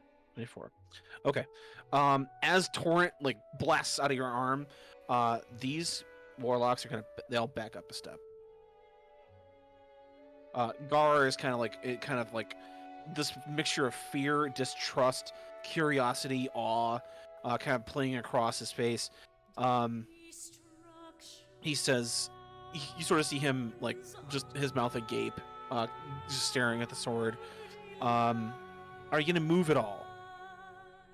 Yeah, I'll kind of come to the center here from the statue. Okay, you step down off the altar, and as you can sort of see, the room itself is an ancient structure. You can tell it's most likely from before the fall, and before the cleansing wars, but it's been hidden kind of in this swampy area, just sort of preserved in this secret little vacuum of natural caverns and maze like corridors. The thing that strikes you the most though is the symbol on the ground is not of Olhydra. And as you look at the statue, it's also not of Olhydra. Do they look like that one we found on that cultist back at the caves? It does. That was Zugmoy, right? That was the name they gave, yes. Yeah, yeah. Hughes, but Jesse basically found out that Zugmoy, that's like a fake name. Oh, Yeah. okay. I'll say, you were given visions by Zugmoy. Yes. I'll say the Lady there of are Water. maybe a Lady of Water, but not the Master of Water. Alhydra is a primordial elemental of water. She is the source of all water. As you see the word primordial, you see his brow furrow. He says, you are one of their ilk. You worshippers of the dark primordials, like Imix, and they're like... Zugmoy is the spiritual guide of water of Athos, the dying spirit of water itself here on this barren planet. The patron deity of the last lake. She is the one who led me here, and she is the one that will see you dead in her temple. Give me a religion check real quick. Jesse. 15. You do kind of oh shit, that symbol on the ground is more druidic and shamanistic than it is arcane. Mm. So you can sort of get the idea that this dude is an archdruid of some kind, and he is sort of turned to a sort of warlocky bend after this sort of vision he was granted. You might not be able to be partnered with. He could be like a religious fanatic. But you could try. I'm gonna try. Okay. Maybe let's not try. to him. Maybe not him, but at least maybe all the followers. Could be. Anything else on your turn after that action? Yeah. I'll say, well, Are any of you guys thirsty? I have some water here. I'll say, well, it can't be a coincidence that we were both summoned here then. Perhaps we were meant to be allies and join forces. It's like, I do bring dire warning that the other cultists you speak of Imix and the others, are on their way here. Give me persuasion. You got that boost from Jared too, right? Mhm. Yep. Yeah, and I'm glad I did, because I rolled a natural 3 and a 16. Woo! So 26. 26. You see Gar's eyes kind of widen. Is it the other cultists are coming here? Damn. I'm gonna say this is gonna be end of your turn here. Mhm. The warlocks are going to, 2 of them move to the doors here, and then these guys are gonna back up as they see more people coming. But they don't lower their hands or their daggers.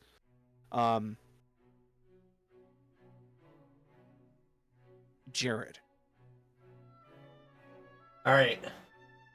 I too will reveal myself. I'll have the cloak up and everything. I'll wrap it around my body so it hides as much of my natural armor as possible. I'll have the hood pulled up too to kind of conceal my face, and my mask pulled down as well. And I will say in Druidic, it would be wise for all of you to listen to Master Kiliani. He speaks the truth. And I will delay in action until somebody goes to attack us. Okay. Give me a persuasion check. Okay. Oh! Alright. At 19 with a 3 kicker. Okay. In Druidic, you see these dudes, as you say that and you're sort of dressed in their sort of garb, visibly de-escalate. So they're going to be, you see them, they were like defensive, they like kind of lower their guard. Okay. I will just nod and, like I said, delay my turn. Okay. Back to the top of the order, Minor. I'm starting to think maybe I should try and. How big is that? How big was that statue when I looked at it? The statue almost reaches the ceiling. It's about It's 9 feet tall. 10 feet. So something I could almost. easily hide behind, though, right? Oh yeah. That's why there's a space. You can sort of stand on the space like next to it. And All then right, I'll go back here and then I'll climb up from back here Okay. stealthily and try to hide myself behind that statue. Okay. Give me a stealth check. Give me an automatic success. Damn it. Except for the 1. 28. Okay. What would you get if you rolled a 1, Aaron? Just curious. I would get a reroll because I'm a halfling. I get a halfling. Oh, that's right. Yeah. On Okay. a 2, I would get a 17. Damn. Still within line of being sighted. But Yeah, yeah. But yeah, you're able to kind of creep up behind that statue. Anything else? I'll just who's the one that looks to be not buying this the most? The red cloak warlock types are still in defensive stance. Okay, I'll pull I'll draw an arrow and at least take aim on number 2. Okay. Not actual aim where I get advantage because I already moved. But I'll Okay. just kind of ready, see what happens. Prep an attack if things go awry. Okay. With all of this, the 3 Kreen starts to move and kind of starts to climb up the wall a bit, but he doesn't get quite enough to get over. Varaka is also going to move kind of around here. Getting a net 3 on stealth. So you hear another like clanking of armor. Gar's attention like is drawn to the back, and he sort of says like, "Do you have more allies hiding in the shadows?" I'll say to him, right now, allies are what you need most. This is when Ari's going to make herself known. She'll step forward. She says, "He speaks the truth. All Hydra is the way. The spirits of this plane are long dead. They live in tattered remains across druidic circles across Athos. The only way we can bring water back to this planet truly is with the way of the primordials." And they don't seem openly hostile towards her. Gar is a little bit. You see, he's kind of teetering. The warlocks, however, they are not buying it. With that, we come to Gar himself. Gar's gonna turn, and he'll say, "Druids of my flock, I believe we have been given a sign. I believe we have been shown the true way forward." With that, the druids kind of look relaxed, but the warlocks immediately use their readied actions and attack. They say, "Betrayer! You are supposed to follow Zukmoy to the final power at the end of the ziggurat, but you have not shown enough faith." And they're going to start shooting their eldritch blasts into the assorted group here. Number 1 is going to shoot at you, Jesse. Okay. He got a nat 19. Let me pull up my warlocks.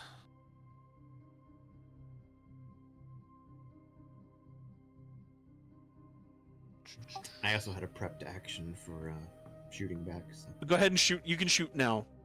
Because number 1 is going, but you had one against number 2. Oh, yeah, I did 2, didn't I?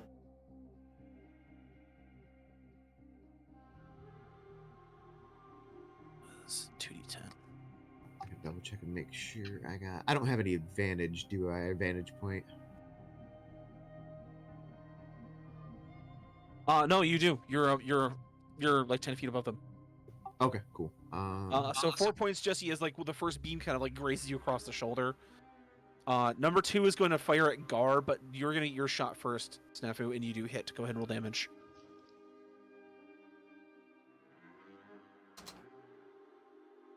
Okay, like I said, I'm just trying to make sure I got everything right. Okay.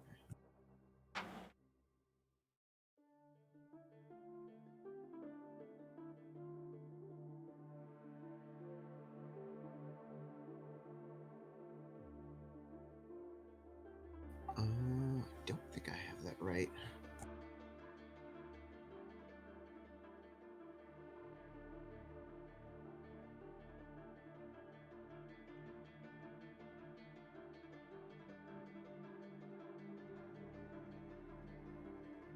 Oh, it should have been this bow, I think, or this one.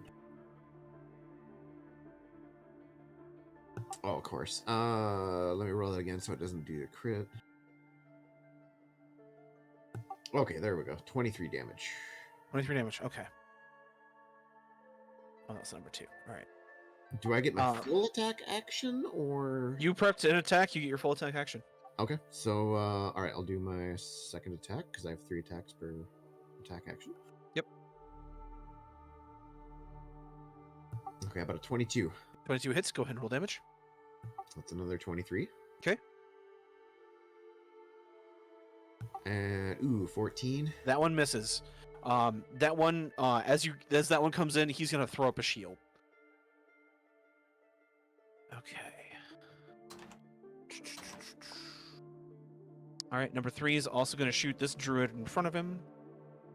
I'll bonus action hide if I can, or would it be better Yeah, if I had you do that because this is your triggered actions.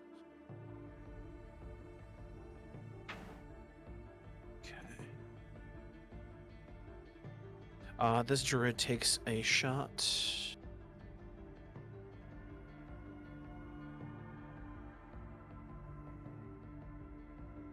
and not the fun kind in a bar. Shots, shots, shots.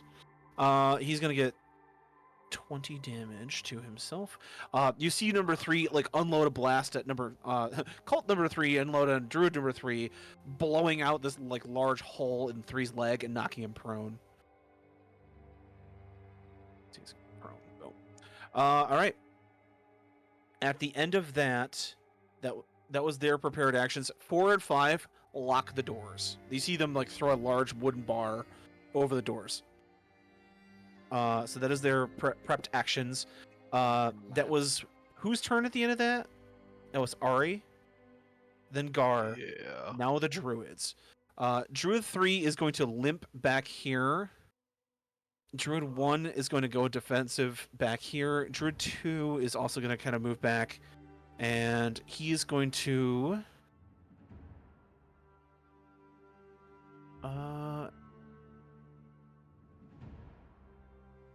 Yeah, he's going to move back and prep a spell. Move back here and kind of crouch behind this pool. So after his turn, we go to Jeremy. Did my prep action go since they are attacking, or? Oh, sorry, Jared. You go ahead and take your prep action, then Jeremy, it's your turn.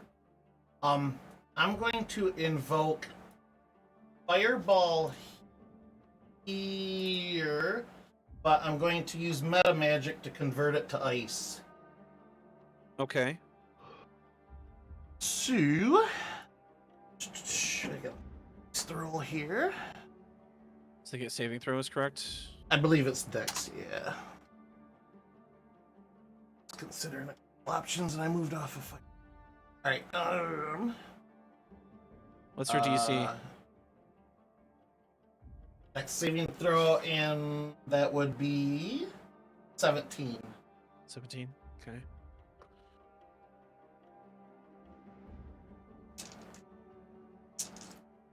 All of them fail but 1 and 2. Okay. And they will all take.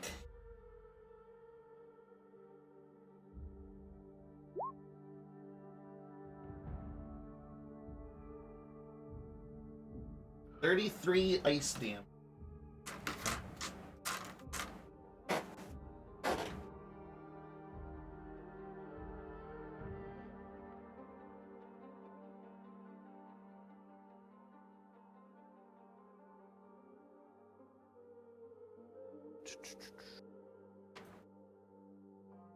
Half on a save. Mhm. So 15. Okay. All right. The temple erupts in this sort of icy burst, shards flying everywhere, cuts most of the cultists down. Number 2 and number 1 are able to kind of like duck, and most of the shrapnel kind of goes over them and impales itself into the walls before sort of melting down into water. That was your prepped action? Yes. Okay. Druids went Brocknar. I guess I'll just need to zoom out here. In rather. Who's is that what's her face, the paladin with the mace? That's Ari. That is the acolyte for Jesse. And who's the fucking transporter dude looking here? That's Gar Shattershield. Or Shatterkeel. He's the leader of these folks that has recently been demoted because his warlocks have disagreed with his economic policies and decided to go another route. Actually, you know what I'll do is I'll grab him and like get him in cover. Okay. So you want to tuck in this little alcove here? Yeah, I'll like just grab him like underneath the arms and just like wheel him around and like. You give me a stealth check or a strength check.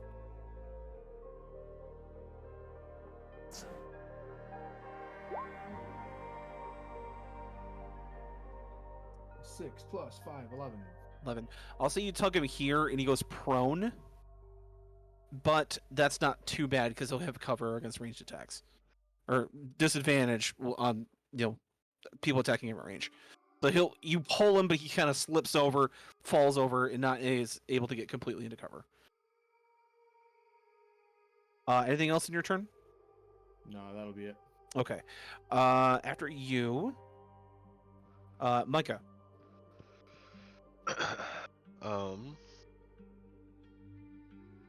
I am going to, well, I guess attempt to get up on this balcony Okay, go ahead and give me or a altar. athletics. 13. Yeah, that's enough. Go ahead. Okay. And then as I get up here, let me measure something real quick. So if you're getting up onto that altar by yourself, you're altering self, right? That was a bit of a reach, buddy. About 10 feet, actually. It's a 11:15. What do you want?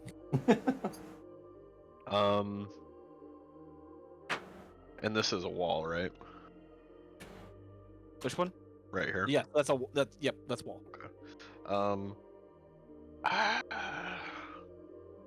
I guess I'll kind of like get here-ish. Could I see the statue? Yeah. Okay. So I'm hoping if I did an AoE, started from here, and it goes 20 feet out, is it gonna hit him since he's around the corner? Gar should be okay. That's what I was thinking, but I just wanted to make sure. I am going to detonate the statue. Okay.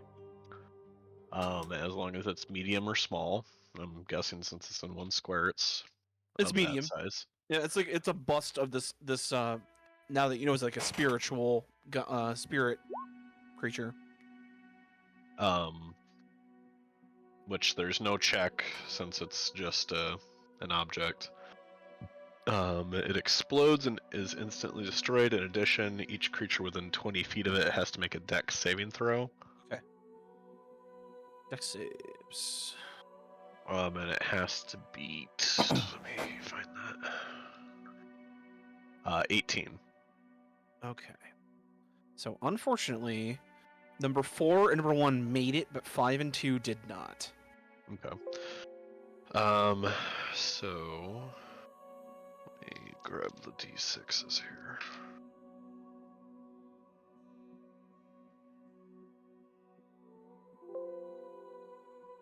Okay. So those who passed take half. Mhm.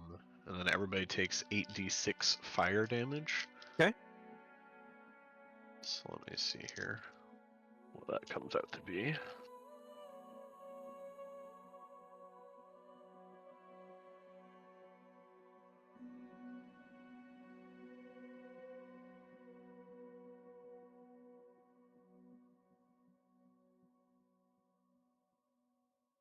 So 29 fire damage. Okay.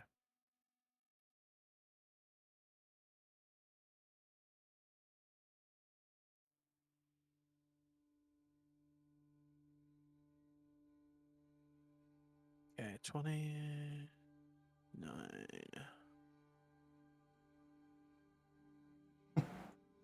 Our firecaster's casting ice, our psychic fighter is casting fire, and our fighter is hiding in the shadow. The statue just explodes in this bit of like, I'll say it's like a purpley radiant fire of like psychic energy. As 1 and 4 still kind of already hitting the deck after the ice fireball, were able to kind of get their cover. 2 stood back up and then caught this one like straight in the face. 3 was a little bit too far away to be affected, so he's fine for right now. But yeah, that is kind of causes a bit of confusion there. And there's just a pile of ash where the statue once was, and a large like blackened circle along the wall. After you, Micah. It is Jesse.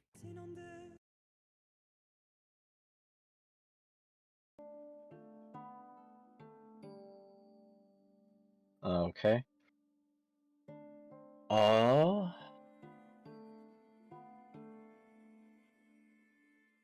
I will come up and hit number 3 here. That's an ally of yours right now, unless you're betraying him. Oh, I thought all the hooded ones were the allies. No, the red hood ones are the enemies. Yeah. Got it. Okay. Stop hitting yourself. Okay. So I'll come up and cut number 1. Okay. It's got 2 attacks. A 12 and a 30. I'm guessing the 30 hits.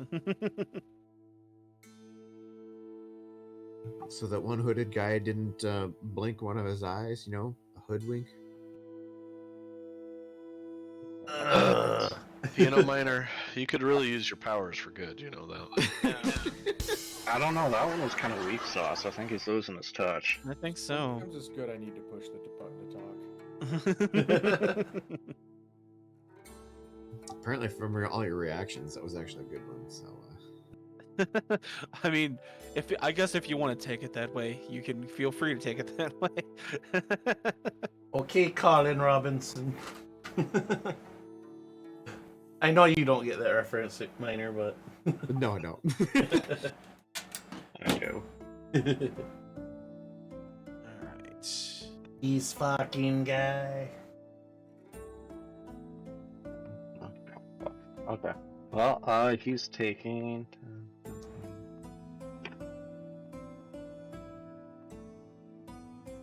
25 damage. 25? Okay. He wouldn't What? happen to be part dragon, would he? No. Torrent slices right into him, however, and does leave a deep, bloody scar across his blue robes. And he, as he kind of twirls around, you see this sort of black lightning kind of be starting to like crackle in his hands. He is preparing to cast something, but it's not his turn. So, after you, it is going to be. Actually, no, I lied. It is his turn.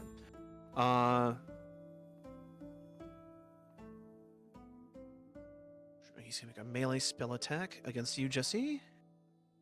What's your AC? 18. 18.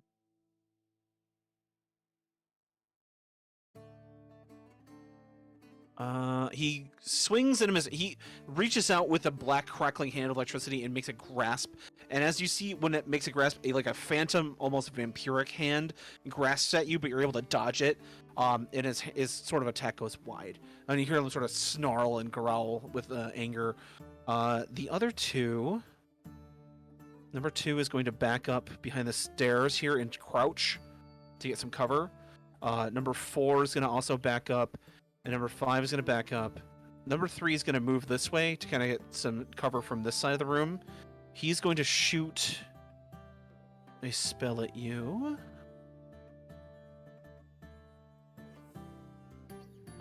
He's going to try to hit you.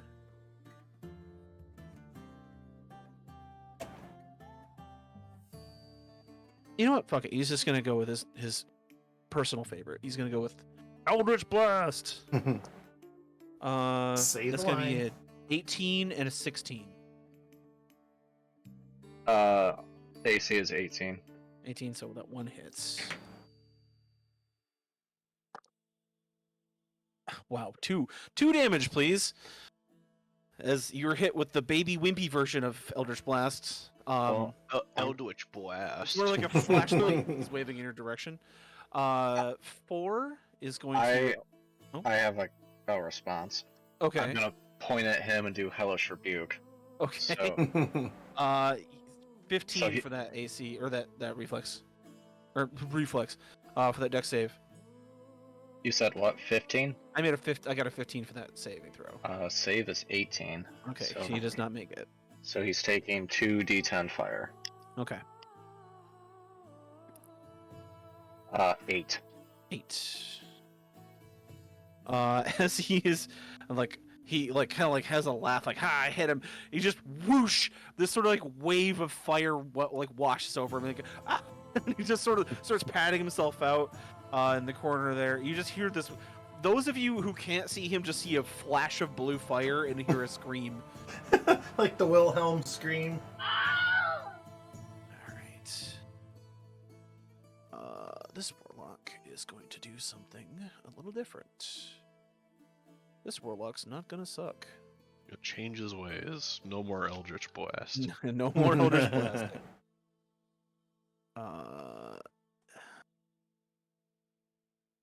What is he gonna do?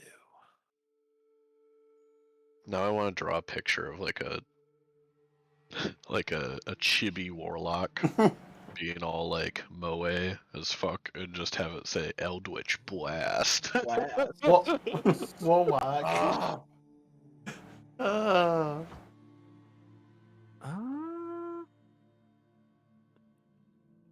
Eldritch Blast. No, they're just gonna concentrate Baby fire. I guess. warlock. All three are gonna do the same against the same dude. Nat 20 against that guy. That'll be a hit. So 3 Try hits, baby one's a lock. crit. Baby lock. There you go.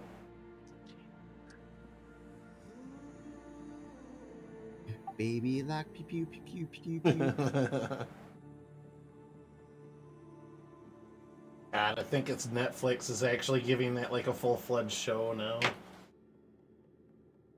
Like a kid's show or whatever. So all of them kind of converge and start to like focus fire on the druids. Number 1 catches 3 Eldritch Blasts. One like really powerful one hits him in the shoulder, and he is going to be bloodied as they take their vengeance on the druids that were not able to live up to their promises. After the warlock's turn, it's going to be Jared's turn. Okay. Quick, because I just chose my action as my turn king. Who's after Jared? We go back to the top of the order up to minor. Okay. Okay, cool. Alright. I don't know, this might be maybe more a sign of a goodwill than actually too much, but I'm gonna cast level 3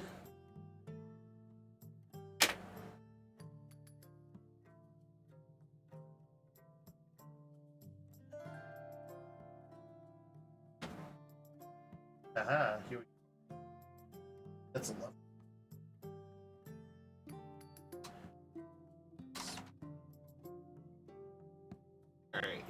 Alright. Come on and load. Okay, cool, I can do it. What you doing, bud? Spell Sniper 2. Alright, I'm going to cast Healing Spirit here by number 1. Okay. I have just Fire Spirit in my icon library here. I So. can put him up. Okay. If you want, John, you could make it and pass me control of it, and that way you don't gotta mess with it. But anyway, when the creature you see moves in spirit space for the first time or on time it starts its turn there, you cause a spirit restore 1d6 hit points, no action required. I can move as a bonus action the spirit wherever I want. And then it heals a number of times 1 plus my spell casting ability modifier. Okay, so I'm gonna I will cast that as third. I did say that first time. I already marked it. So, alright, 1d6. So it'll be 2d6 instead of the 1d6. Okay. I'll do the bonus action to move it in there, the number 1, to occupy the same space, and he will heal 10 hit points. Okay.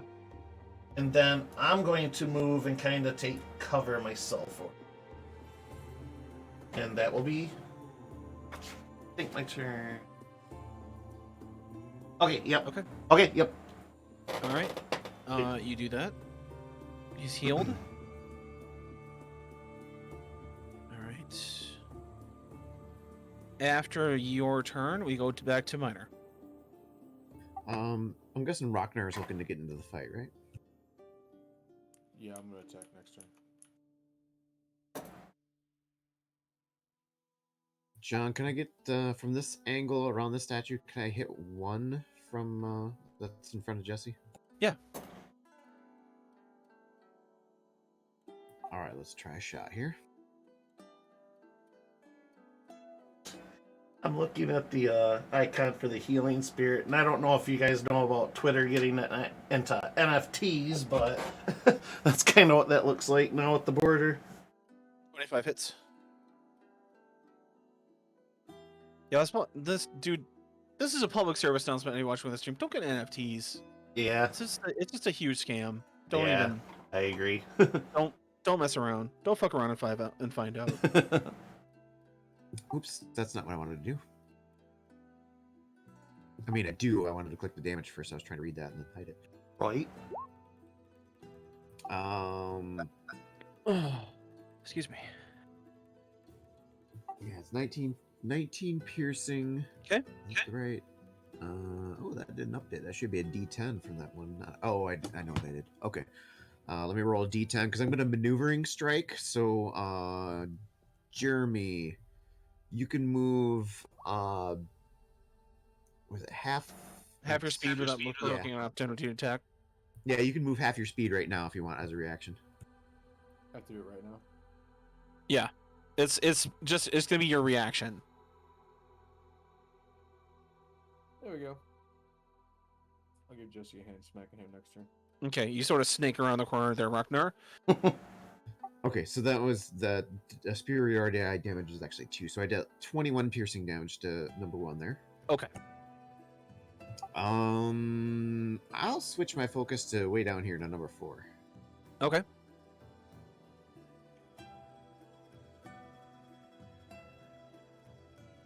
I'm guessing that'll hit. Yep. It's 23. I've been doing a lot of 23 damage tonight. 4. Okay. Consistent. And the second shot on the same guy there. Okay. 17 hits. Ah, there's 24. Okay. He is definitely bloodied.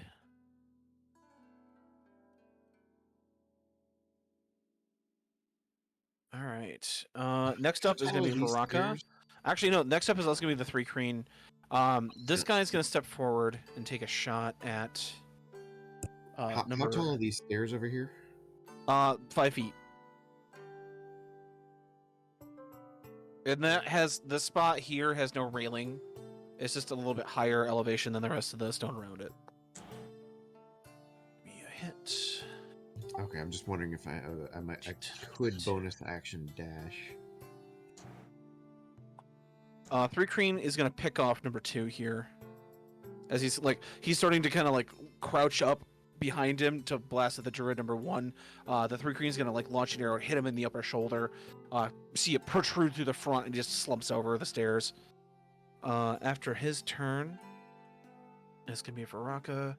She's gonna finally leap up. She's gonna bust some fucking skulls, and she's gonna run around the corner here. But she doesn't have any movement to do any actions, so she's gonna prepare an action.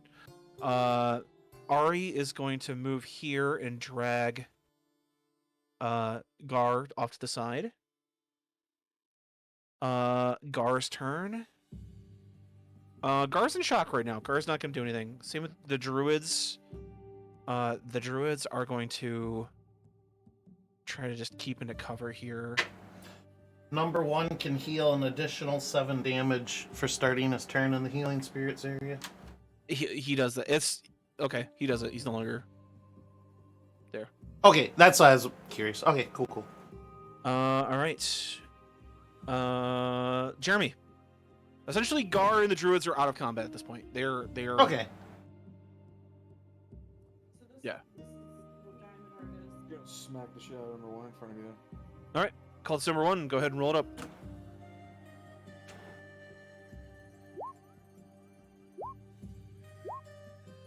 There's my 3 attacks. Rolling at plus 10. 10. Unfortunately, that is a miss. I think he was saying Hold it was on. like 9 plus 10, 19 plus 10, 5 Oh, plus 10. okay, yeah, Yeah, okay, there we go. Yep. Yes. Yeah, that's that right. would definitely be a hit. I need to change my push to talk key because it fucks up roll 20. Let's see. Damn you, push to talk.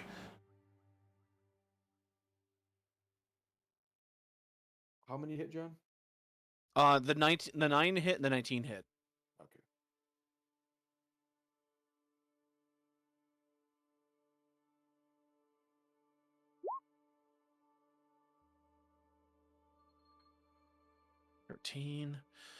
Plus 5, so 18.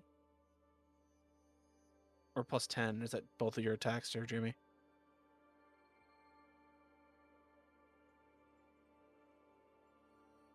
Push to talk. Did I hit the right one? Yes, that's plus 23 to hit. Or 23 damage, sorry. 23 damage. Okay. That cultist is on death's door, but not quite dead. All right. I think I'll go for a walk. All right. After your hammer basically makes paste out of the majority of his bones, the next person is going to be number 7, Micah.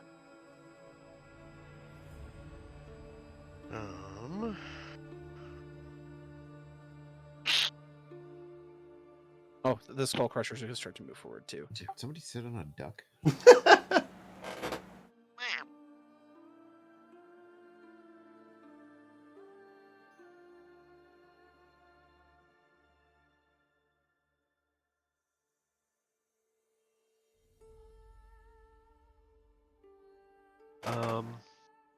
I guess I'll target number 4, and I'm gonna do matter agitation. Okay. He has to do a con save. Nat 1. Okay, he's not saving much.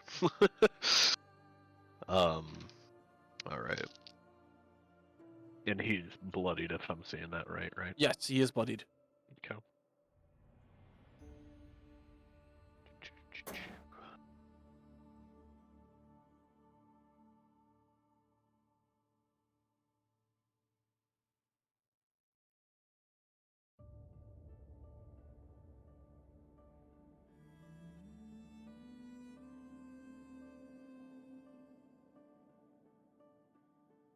He's taking 31 force damage. Okay. As he is like struggling forward, you see him shout to number 5, like, "They're too powerful! Warn the and then that's when the rest of his body just turns into a bunch of ash, as just the covalent bonds holding his cells together are severed with a psychic blast, and he just like ashes, like he just got snapped by Thanos. Did you say warn the otter? I couldn't tell what he was trying to say there. I couldn't tell when his vocal cords turned into a pack of cigarettes. Okay. And he is a smudge on the ground. Anything else? His nickname was Smudge. Jesus. No, I think that's it. Okay, Jesse. I think he was telling him to go to Canada, go to Ottawa.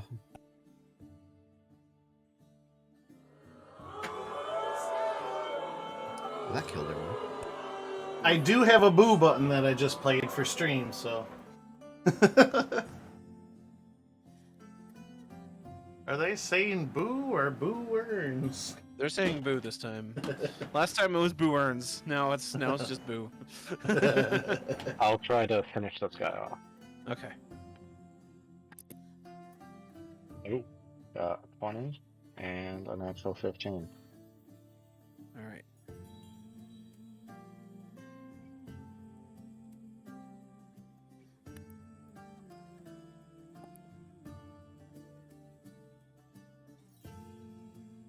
Okay, so the crit was 29. Okay, he had 5 health left. So he is destroyed. Not even a smudge remains. Nope. I just realized I forgot to do the sneak attack damage on that guy when I shot him last turn. Turn his blue robes into red robe. No, purple, because now they're red and blue together.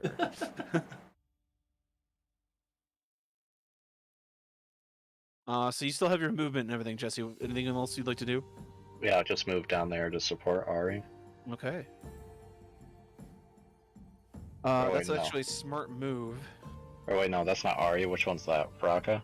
That's Braka, yeah. Okay, yeah. Alright. Number 5 sees what's happening. He is going to move here, unbar these doors, and just book. Well, that was a bad idea. Locking the door. Number 3 starts to cast something. Let's see.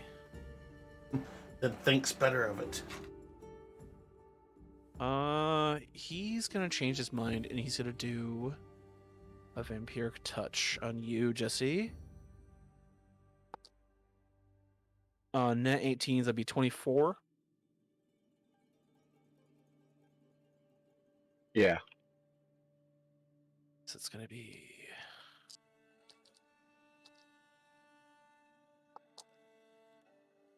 You're gonna take 15 points of necrotic damage as he kind of touches you in the stomach, and you just instantly get this roiling rot feeling that goes through your body, and you just feel sick to your stomach, and you see number 3 almost gain back some vitality. And he's gonna be emboldened by this extra bit of HP he just got. He's gonna run. So he's gonna leave your zone, your threatened zone range. You go ahead and get an attack of opportunity if you'd like. Yeah. But Okay. because I took Warcaster, I can use spells Aha. for an AOO. Mhm. So Yep. I'm gonna try Eldritch Blast, Okay. Two can play at this game. but I don't have no bitch level Warlock level, so I cast 3 Volt.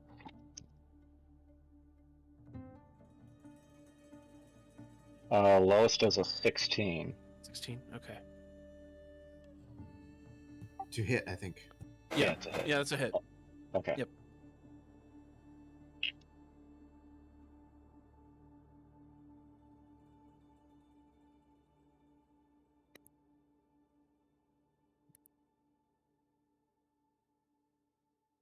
So a combined 23. 23. Okay. He is still up, but he is basically just undid his little healing there, and a little bit extra. So, he's gonna go 1, 2, 3, 4, 5, 6. He gets to the stairs. So you see him starting to bolt toward the open doors. That's the end of his turn. Minor, or no, excuse me, Jared.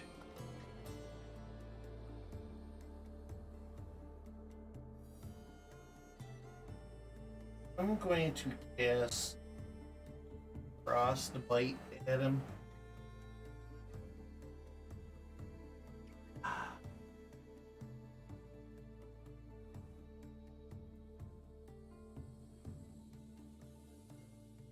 Alright. Frostbite. Make a con saving throw.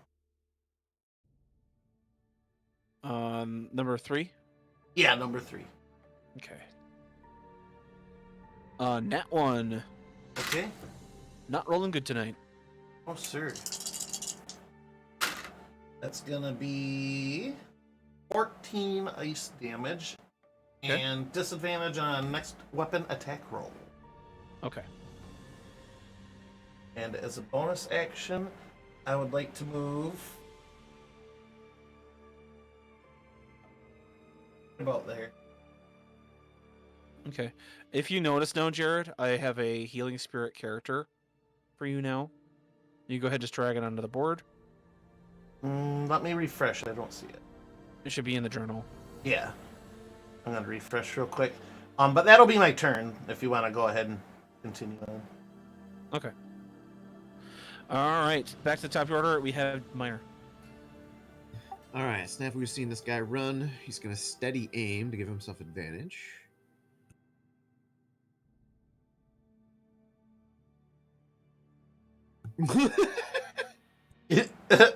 Okay. I'm guessing a Just rolled a 28 28 hits. and a 28. Okay. And also.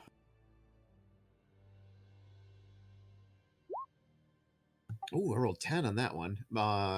It's gonna be a strength save, DC 18 there. I'm gonna try and trip him. Another nat one. Nice. So I did 32 damage to him, and he is tripped. He's dead. He trips because he's dead. His body tripped. Just you catch him as he's like not. He's just trying to sprint toward the door, and then Harrow just goes right through his hood, right throughout the other side of his hood. Picturing I was going for his ankle, and he trips face first into the stairs. Into the Just stairs. leaves it. Oh yeah, just face first, crunch, and it just like lays at this awkward angle. But yeah, it seems as though one of them is running down the hallway. We're still in initiative order.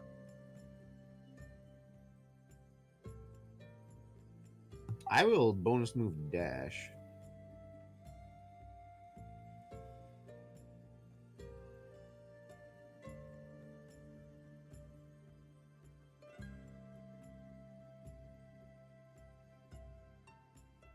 I probably can't see anything. He didn't open both doors, did he?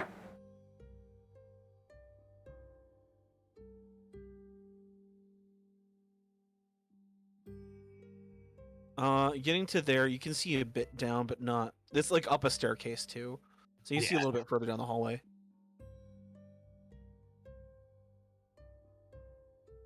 I was gonna push the guy that got away. If I got a turn before him, I was gonna push him off that little stair up the raised area, Mm-hmm. but I didn't have a chance. I'm gonna just take 1 second. I have to use the bathroom. I'll be right back.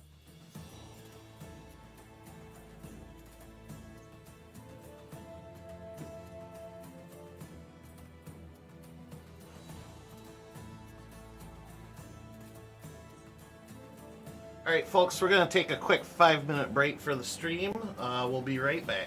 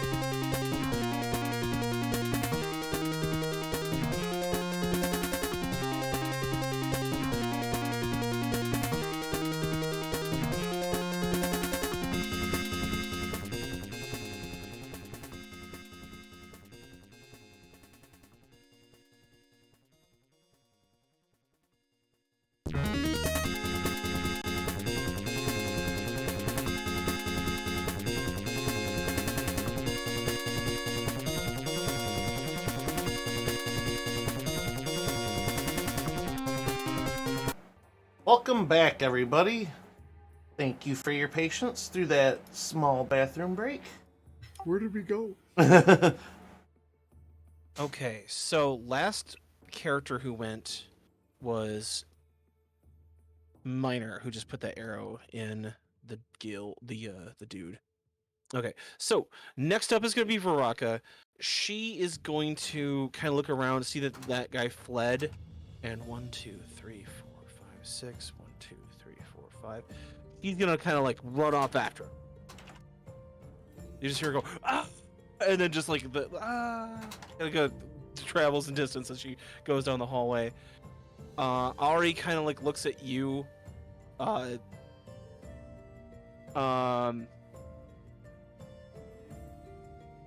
can't think of names now. Apparently, jeez.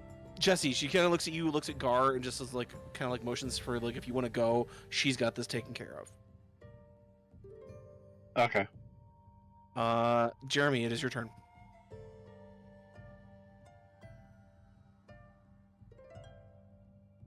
So many buttons to press.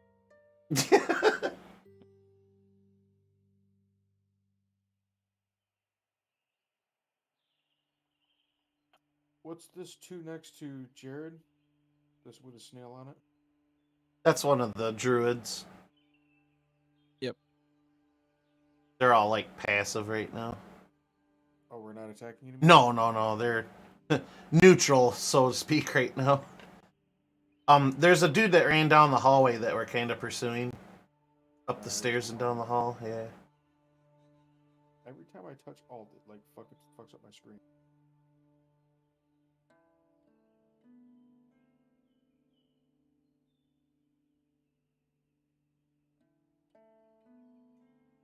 I'm gonna double move John.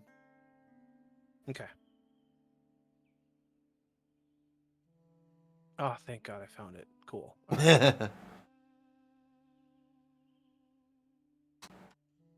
Okay, so Jeremy, as you run in there, you actually run smack dab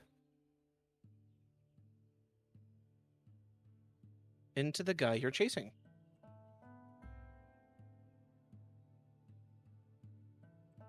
As he runs and you start like you get close to him, did you double move though, right? Correct. Okay. I'll see you're kind of starting to engage him as he looks over his shoulder, and you see the visible look of oh shit on his face. We then cut to Micah.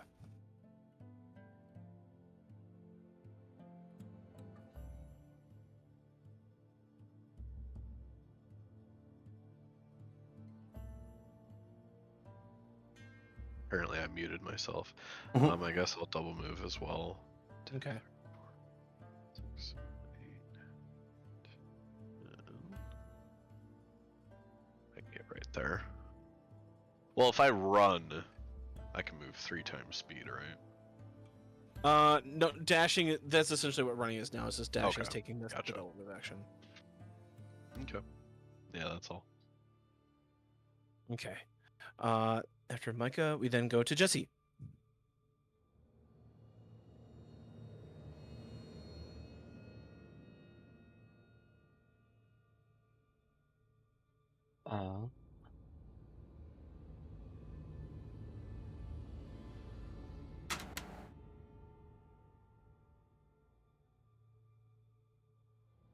I end up right behind Jeremy Okay. with a double move.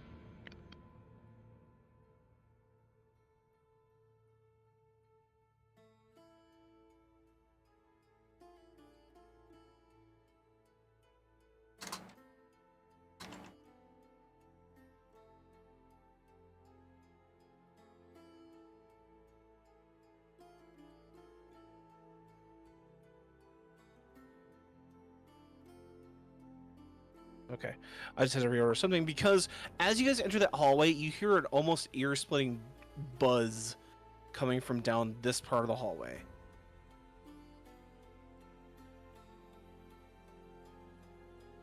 And after you, Jesse, it is the Warlock's turn. He's going to kind of see that that's happening. You hear him go, "Oh gods," and there's no gods here. Oh, by Zugboy, and he's going to disengage and run 1, 2, 3, 4, 5 around this corner here. Jared.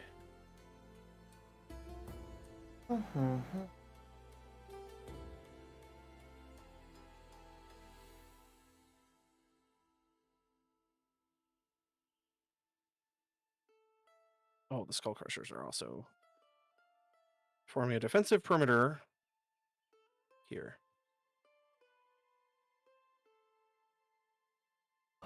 Snafu, you looking all right? I've never looked better, please. All right. I'm going to. Yeah, because we're still in initiative. Nice formation. The healing spirit go here, and as an action, I will summon my regular. Well, no, hold on. I take that back. I'll leave that alone for the moment. I will take or delay action if anything hostile comes around the corner. I'll be ready with a spell. Okay. I will say you are at the base of the stairs. Is there a way you could maybe move up here, get a better, clearer view, just as a bit of advice? I can get on the stairs, but I can't go. That would be preferable. Okay. Because now you're at least like waist high. You can at least see down the hallway. Okay. Okay. Time to reminder. You also start to hear this buzzing starting to go from down that hallway.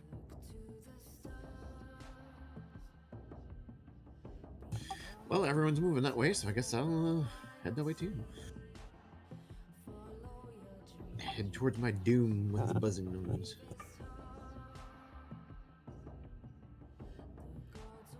Alright, 5 there, and then I will bonus action dash. So why not? Okay.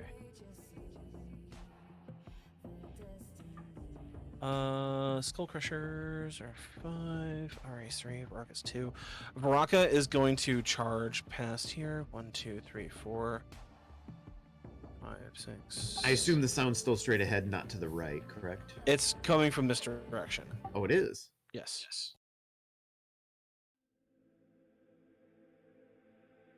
Huh.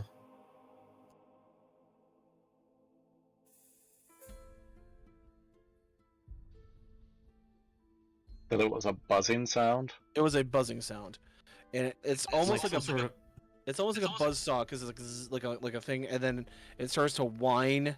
It get like this loud like zzz, like a very high pitched screaming sort of sound as like kind of like what's cicadas, kind of like a bunch of cicadas God. all at once What direction? I was North, just, north or east? coming from down this hallway. Okay. I was just assuming it's whatever they're using the 3 green for.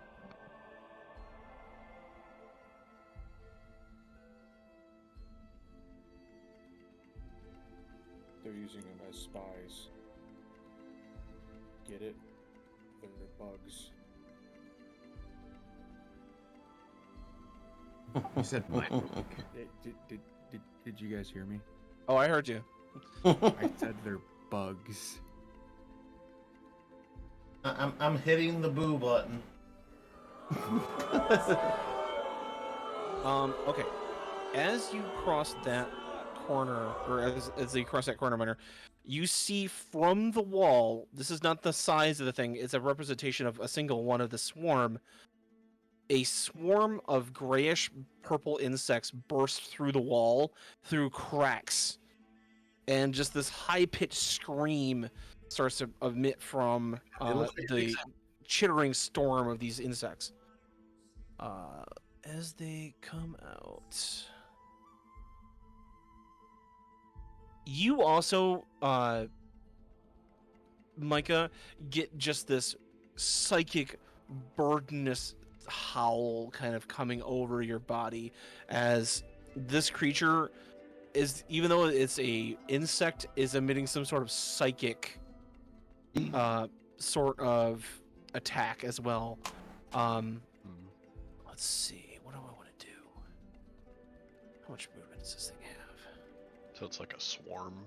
It is a swarm Collective. of psychic beetle-like insects. You hear Gar scream, "Oh no, our defenses!" As you sort of like run into that hallway. It is going to move 1, 2, 3, 4 straight in front of you, Rocknar. And as it's actually going to move into your square as part of its swarm ability, and it's going to use its sort of all of its beetle wings and claws are going to start to kind of like cut into you. Can I trigger my delayed action? What was your Hostile object coming around? Yeah. Alright, I'm gonna do Frostbite. That's gonna be a con save. Okay. It's a 7, so it does not make that con save. Alright, and then.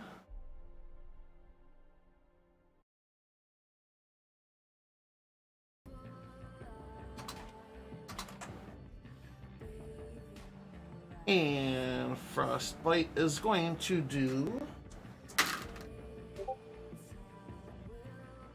A very bad time to get a beverage right now. 14. And then, Okay. of course, the disadvantage on next attack.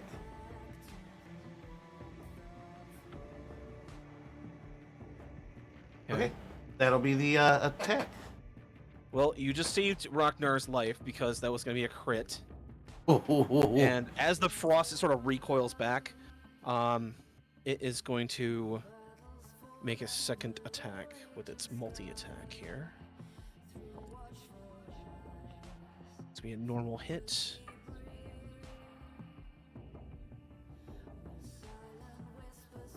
Well, I have to wait for Rocknar to get back, because I'm assuming a 25 hits him, but who knows? yeah, he might have a rune ability or something. So I'll wait. He's getting a drink right now. But as you can sort of see, as this cloud of these insects goes around, it almost crackles with arcane psychic like power. As these insects swarm close to each other, you can see that the kind of auras that they're giving off are kind of pinging off each other, amplifying whatever power maybe a single insect might have. The swarm of them amplifies it almost like 10, 20 fold. Sheesh.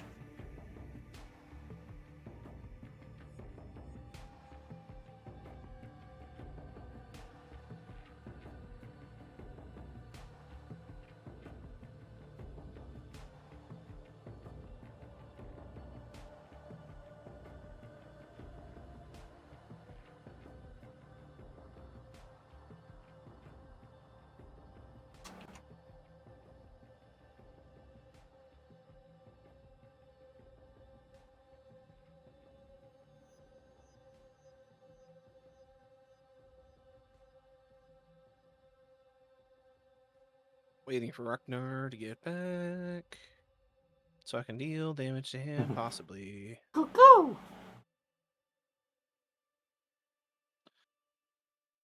What is he going to the bar to get a drink to come back?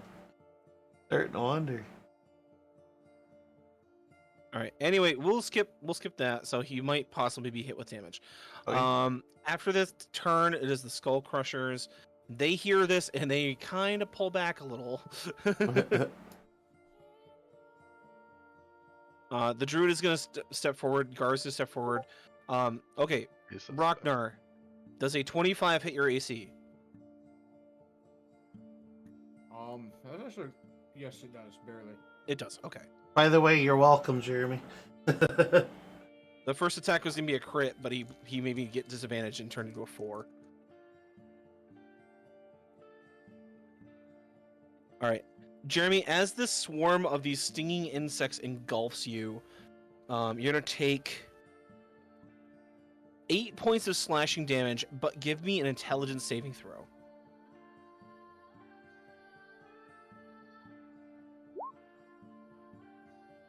That's not going to be enough.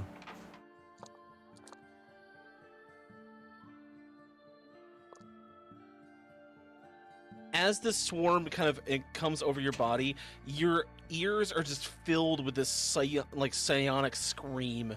It just fills your brain. You're gonna take 19 points of psychic damage. Damn.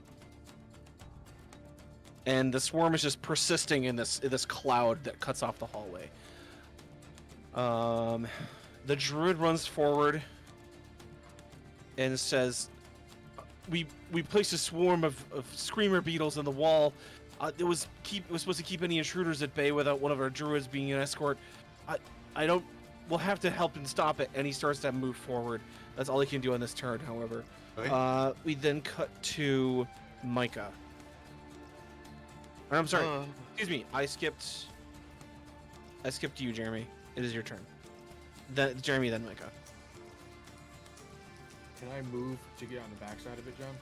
You can move through it, but you can see that like the wings and the claws of the swarm might cut you as you move through it. Yeah, I'll take a chance. Give me a dexterity saving throw.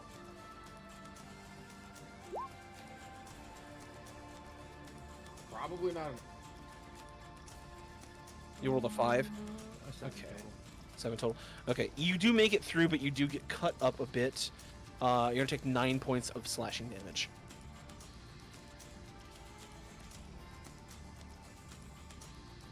All right, I'm gonna triple attack. Okay.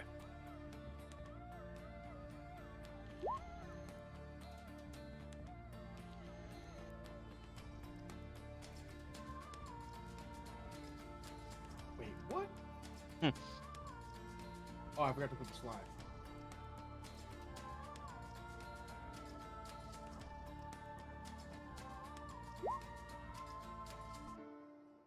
Oh, hey, a crit.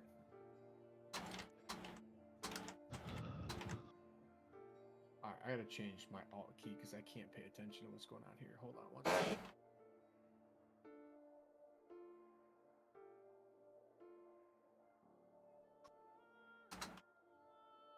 This should work. Okay, so does a 19 hit? 19 does hit. Alright, I'm assuming a 13 does not. 13 misses. Okay.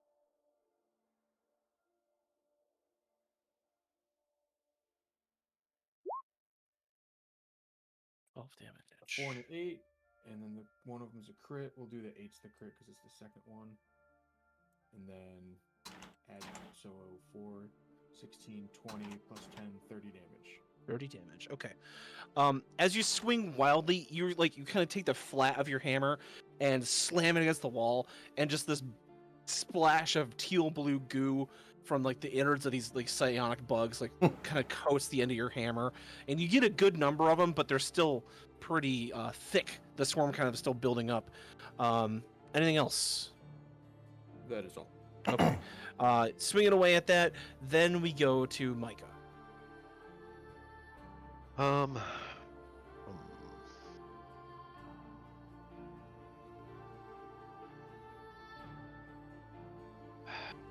guess I don't know how well this is gonna work without trying it.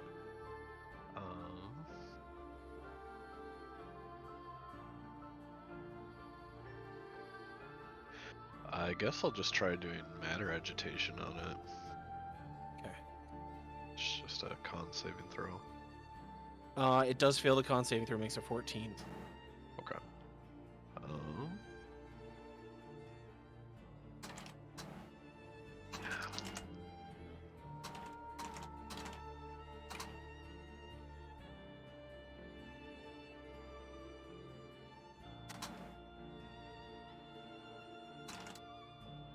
Okay. 21 force damage. Okay. You're able to just, you see pop, pop, pop, pop, pop, pop, as some of the beetles individually fail these saves, and it kind of washes over the swarm. You are able to cut their numbers down a fair bit.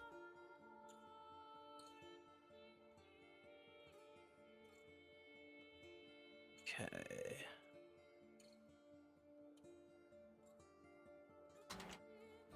So that was... What level? That was a cantrip, right? What I did? Yeah. Matter agitation? It's just like an ability. Or I guess, yeah, it's a evocation cantrip, I guess. Okay, so yeah, we'll just say it's a cantrip. Okay. You see that with that being hit with like a magical ability, some of the screamer beetles begin to like molt and almost like multiply in the very different like small bit of like rapid mitosis, but nothing enough to like really like not a whole second swarm pops out, but there's you can see that like magic and sort of abilities kind of feed into the swarm's like ability to like kind of get itself going. But you do a fair bit of damage to it. Let's see. Jesse, you're kind of cut off with this rapid swarm that goes around the corner and just engulfs Ragnar, but you see him sort of like work his way through and start to hack at it.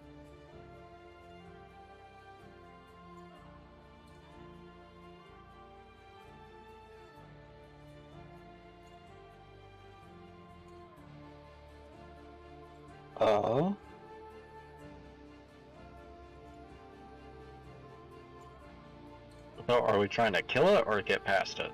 It's up to you. Do you want to try to just get past it, or do you want to kill it?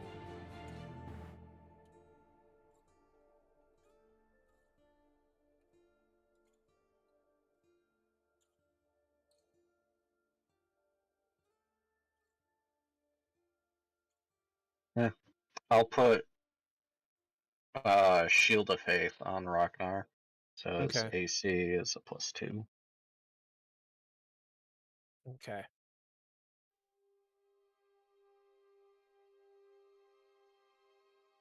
Anything else? No, that's my action, so I'll stay here for flanking. Okay. The swarm continues to buzz away. At the end of your turn, we then go to number 9. That's the warlock. He's gonna attack Varaka. He's gonna hit.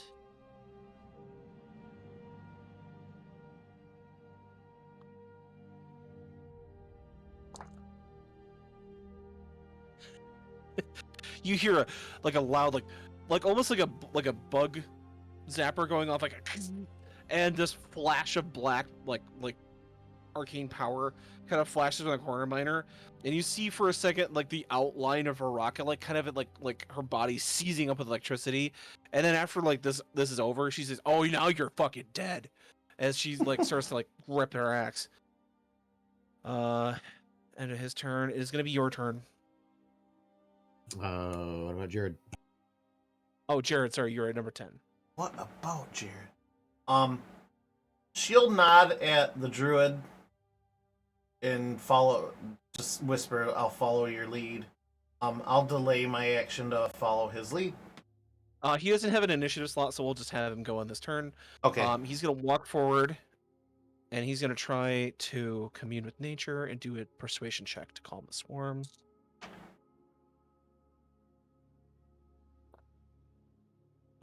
You helping him give him advantage, so I gave him a nat 20. The swarm dissipates and flies back into like the cracks in the wall. Awesome. Okay. He says we were able to harvest a nest of them in the caves. They're very voracious eaters and very powerful psychic enemies. They've been keeping the lizards at bay if they get too close. But I've calmed the swarm. I should be able to keep them under control. Do you need to remain here to do so, or should we bring you? One of us needs to. That's why we need to escort these the warlocks that were assisting us. We need to escort them through the halls, through here, and back to their sanctuary.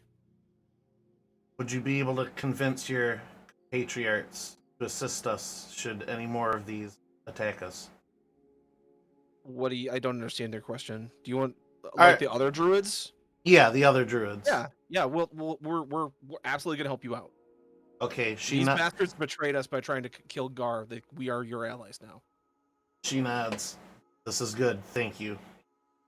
Anytime. Thank you for not trying to kill us. As a fellow druid, I would wish to at least converse with you rather than fight you. But then she'll wave another one of the druids down the hall to, beckon to join us. Okay. Yeah, 2 will move here. Okay. Minor. I guess I'm at least coming up to the corner and coming around, bow drawn. Okay. FYI, Ragnar, I do still got a few charges in that healing spirit if you need to top off. Okay. All you gotta do is move into its area. You don't have to do anything else. As you round the corner, Miner. Let me get. It's just a dead end down there. No, it's not.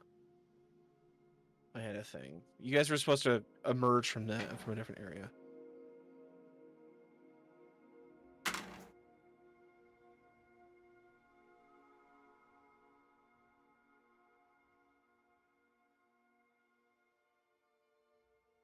Are we breaking your plans? Ha ha. No. Yeah, but I mean, you guys do that all the time. Sounds like it's another Saturday. Yeah, it's just another Saturday. You see a stone staircase that leads up to a flat wall with a crank, like a stone hand crank. I'll just pop 3 arrows into this guy. Okay, as you're in the corner, you see Veraka has her axe out, and she's got a black hand mark across her arm, where obviously she got hit with a vampiric touch, but she's still up. 24 hits. Go ahead and roll damage. And he is adjacent to an ally, so I'm going to roll some sneak attack damage. Yep. Nah.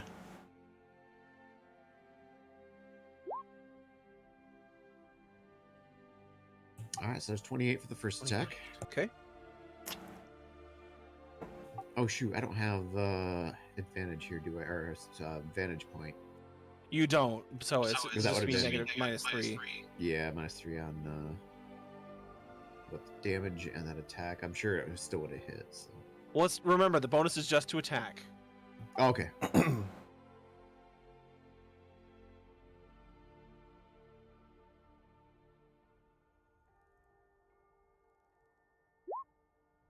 But I have a higher chance to it. Oh wait, no, I still can't use the high mode. Damn it. Let me click the other one. Well, it would have been subtract 3 from that 31, so 20. Oh yeah, that would hit a fucking dragon. I'm just gonna click my short bow though, so I can get the damage up, the proper damage. All right, hold on. I'm brain farting over here. That should have been +7, a 23 to hit, but I'm guessing that still hits. So Yeah. because it's gonna be a sharpshooter. Here's the damage: 21 piercing on that one. Okay. Yep. And then my last shot, if I click the right thing again, 18 to hit. I will say, as you see that second shot hit him, you hit him like in the leg and in the upper, like on the upper shoulder. He drops to the ground and starts to kind of like crawl back with his hands up. So you have your arrow knocked. You can finish him if you want, but he looks utterly defeated. I'll look to what's her face standing right there. I mean, she gestures at the arm, like the burned arm. She's like, I want to fucking kill him. I don't know about you.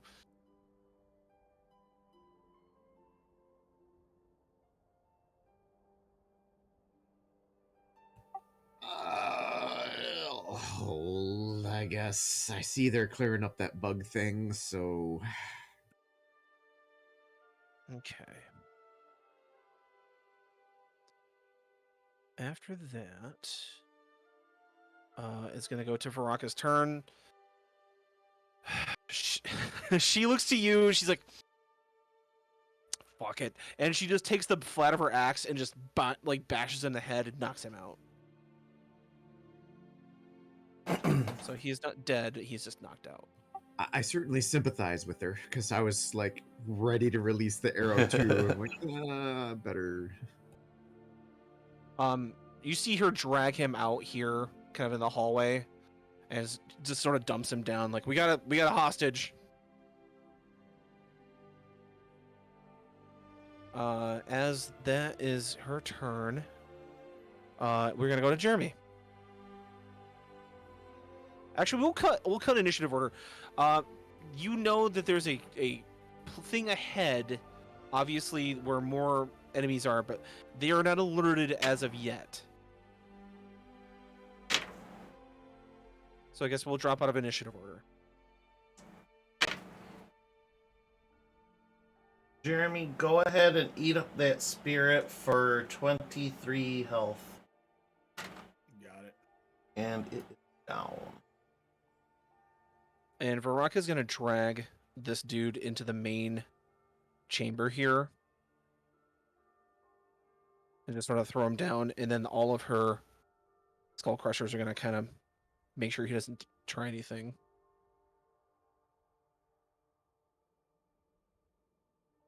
Ari's gonna be with him. The 3 Kreen is gonna stand over him though, like you can see his pincers like clacking like menacingly.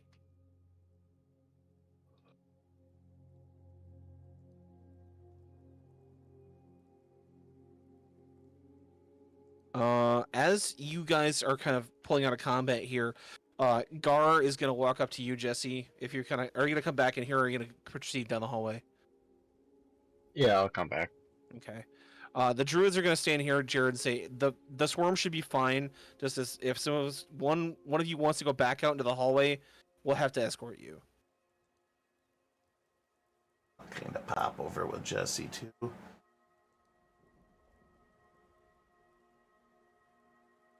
Gar's gonna walk up to you and say, Was I lied to?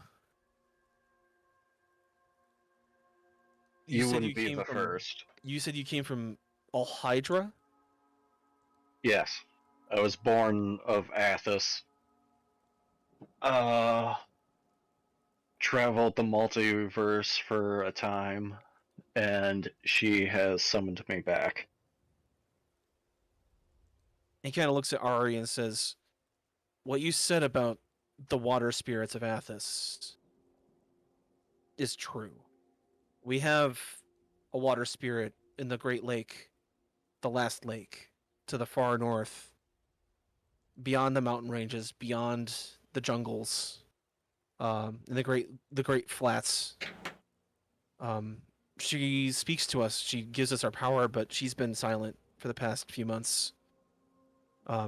That's when I received the vision, and the cult came here with the trident and said I was supposed to be the herald of this new water cult.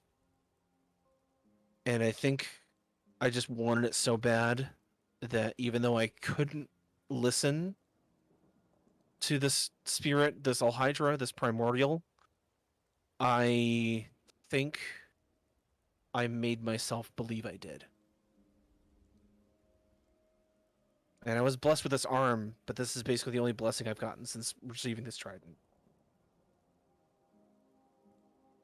I can summon creatures from across the plains, but they don't last very long here on Athos. And he kind of looks at you, Jesse, and he says, I think this was meant for you. And he holds out the trident. Well, no takesies backsies, and I'll grab it. He says, my druids and I, my circle,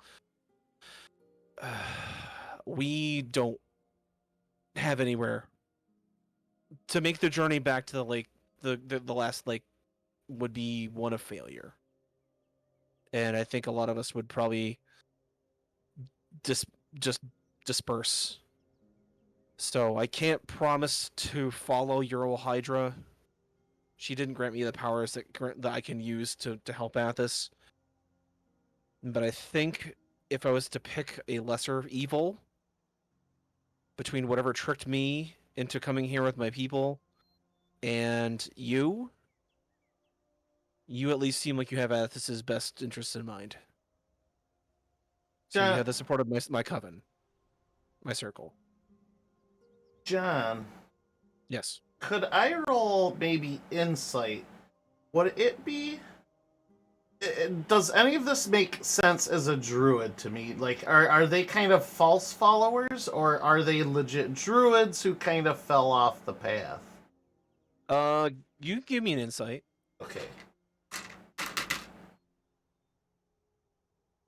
Would be 15. You haven't traveled Athos. You've only seen the jungles. You've seen a fair bit of the Tier region. Don't get me wrong. Okay. But you know that you've seen fire clerics. You've seen air clerics. You know that there are spirits of earth and of air and of fire. there's got to be spirits of water, but you've seen Athos, and this might be like one of the spots that they once dwelt, but this might be like the last bastion of whatever power. You know, this obviously isn't a druid circle that you're standing in right now, but it's a cult dedicated to at least the spirits of water. You know, maybe it's just long forgotten. I heard it. Spirits of earth, wind, and fire. I guess with that insight, would it be a good idea to maybe inform him of the druids of Earth that we met in the past, where we contacted the Earth Spirit? Well, you heard him say that he knows that they're earth spirits and he knows that they're fire spirits. Right, but maybe we could start collaborating and actually recharge as a collective rather than for individual parts. You could ask him, but I couldn't tell you if you wouldn't know what his answer is going to be. Well, okay, yeah, I'll go ahead and do that. Kind of off to the side while everybody is deciding what to do next. Okay, And give me a I'll- persuasion test. I'll speak in Druidic out of respect for archetype. What persuasion? Yeah. That would be 17. You see he kind of looks dejected. And he says, "Well, I get what you're saying, but our magic was taught to us by one of the last water spirits. I can't. The circle would have to rededicate itself to a new totem, and unless you have a totem sitting here, I can't. It would take time for us to do. I would definitely think about it, but I mean, if Anatar here, or Kiliani, or whatever he says his name is here, could help Call me us, Kiliani. maybe Kiliani. If Kiliani here can help us make the water spirits, or even if this all Hydra can bring back some of the strength of water on this planet, I'm more inclined to throw in with him. We will speak later after you have had your dealings with. What are you going by to them, Kiliani? Kiliani or Anatar? Kiliani. Okay. Anatar has served his purpose. It's time for Kiliani to make a reemergence. This could be it right here. She's like, all right, that is very wise. I too trust Kiliani, and I do believe he is definitely the key here to bringing water back to Athos. We'll collaborate later, but for now, she just kind of silently bows out of respect and kind of shuffles back. You guys see the water warlock kind of coming too. Warlock. Well, let's interrogate his ass.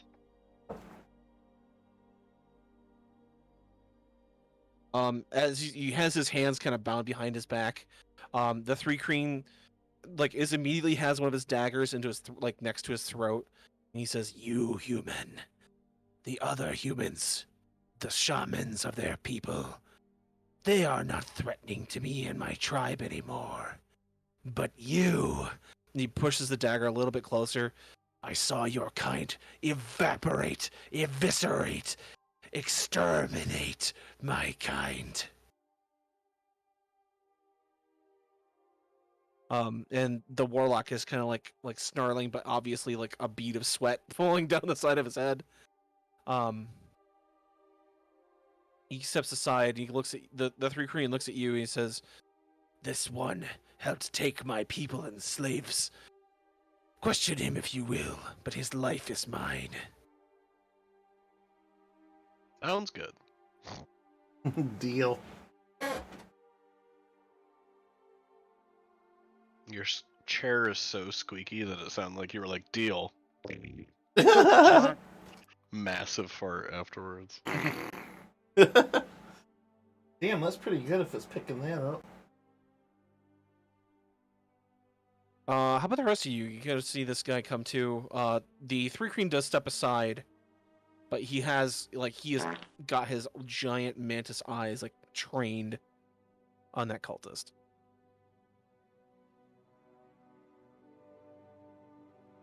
I really don't have any questions for him, so I'm just not gonna bother interrogating him. You give me Well- a map and who is he? Where is this isn't my shtick, but I'm here to help if somebody needs me to do anything. Oh, I'm gonna zone of truth its ass. Okay. You You do prepare that. this. You prepare the zone, and are you gonna go ahead and cast it? Yeah. Okay. He does not make that saving throw. It's a 15. You see the sort of the white light of the spell like kind of disperse along the zone of truth, and as it passes over him, it passes through him, and you know that that's the key that he did fail that save.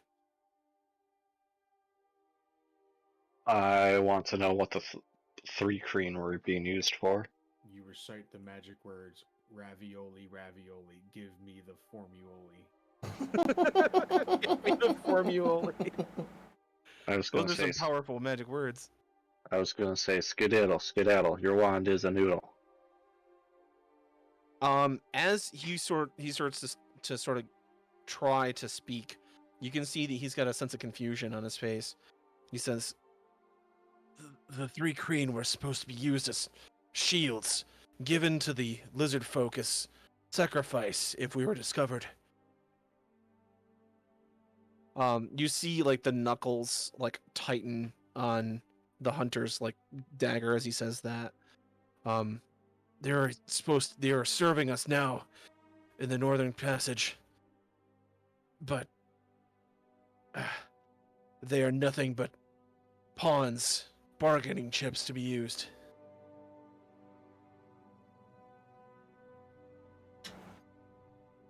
Well, they can be freed now. Any that are left.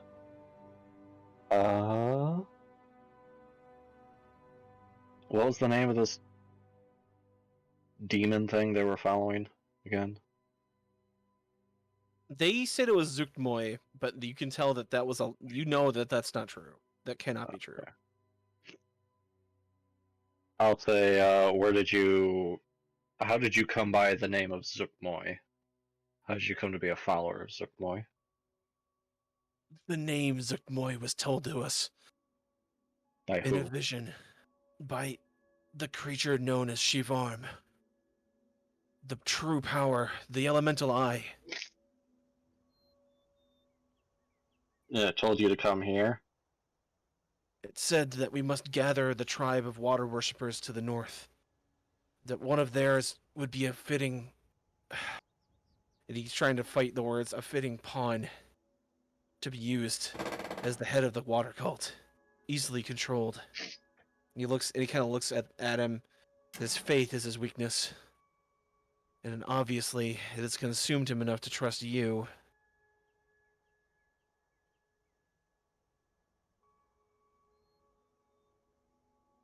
Does anyone else have any questions? Not in particular, no. Did Shivarm tell you anything of the others? The other cults? No, he said that once one of us was able to reclaim the item that was used to seal him in the ziggurat, that they would grant that cult the true power of the elements. Is this trident the item? No, it was given to us in a vision. It was here in the temple of the late water spirit. He points to the lady kind of holding the shell and the sort of the staff. It was set upon the altar long ago, but the primordial power corrupted it, filled it with its own power, turned the spiritual power into one of primordial might, same as the other weapons that the other tribes are using.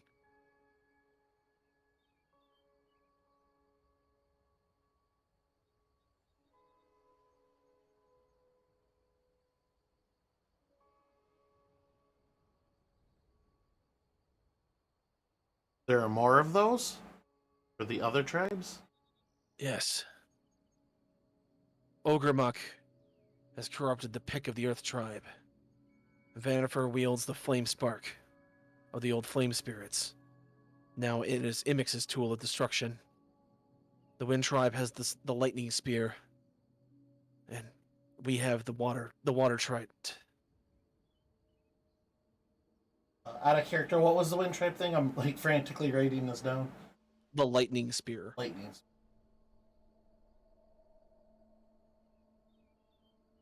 And what was MX? The flame spark. It's a dagger. Okay, so a dagger, a spear, and a pick.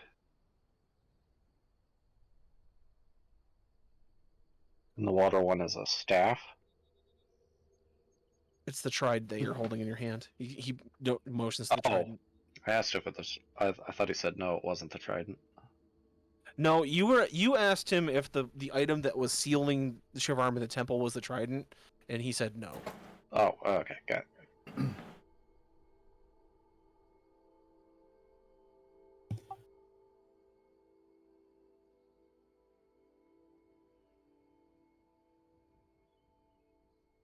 If you have no other use for me, I'd rather be dead.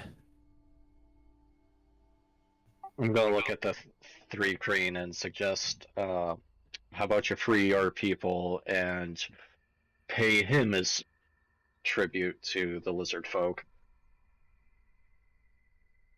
This is acceptable. However, I do need a bit of proof that vengeance has been taken. Then he grabs one of the hands of the cultist and grabs the thumb and just cuts it right off.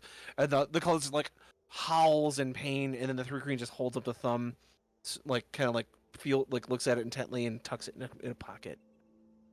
He is yours to do with as you wish. I have gotten my vengeance.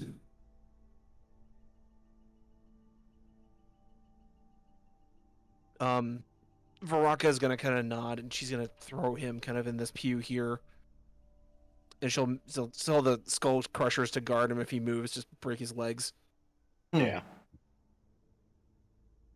Ari kind of goes to the cleric or the archdruid Gar, who's just kind of is looking like he's finally like realized, okay, well, we were lied to. We were used as pawns, and I led my people into a trap. Awesome. Awesome. He's obviously having kind of a moment right now. He kind of just slumps back on this pew. I'll go over and comfort him. He says, "Now, I have given you the trident, and there is power in it. However, if you're to be wielding Drown, you have to activate it in the chamber that my other folks have been using as a place of rest. This altar is obviously a place of spiritual power for water, but if you want that power to be turned to your old Hydra, you'll have to clear out the other chamber."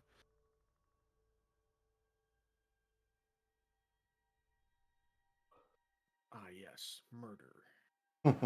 Ah, yes, murder. Well, I've got a half giant friend that would probably help with that, as well as you numbskull. Oh yeah. As well as all of my skull crushers.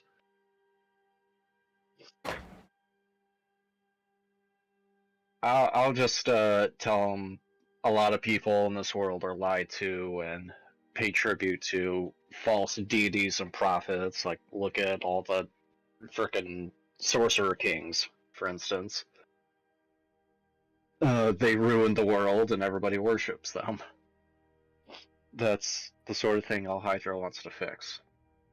It's like, you may have been led astray, but serve Al Hydra and follow me, and your new destiny may reveal itself for you and your coven.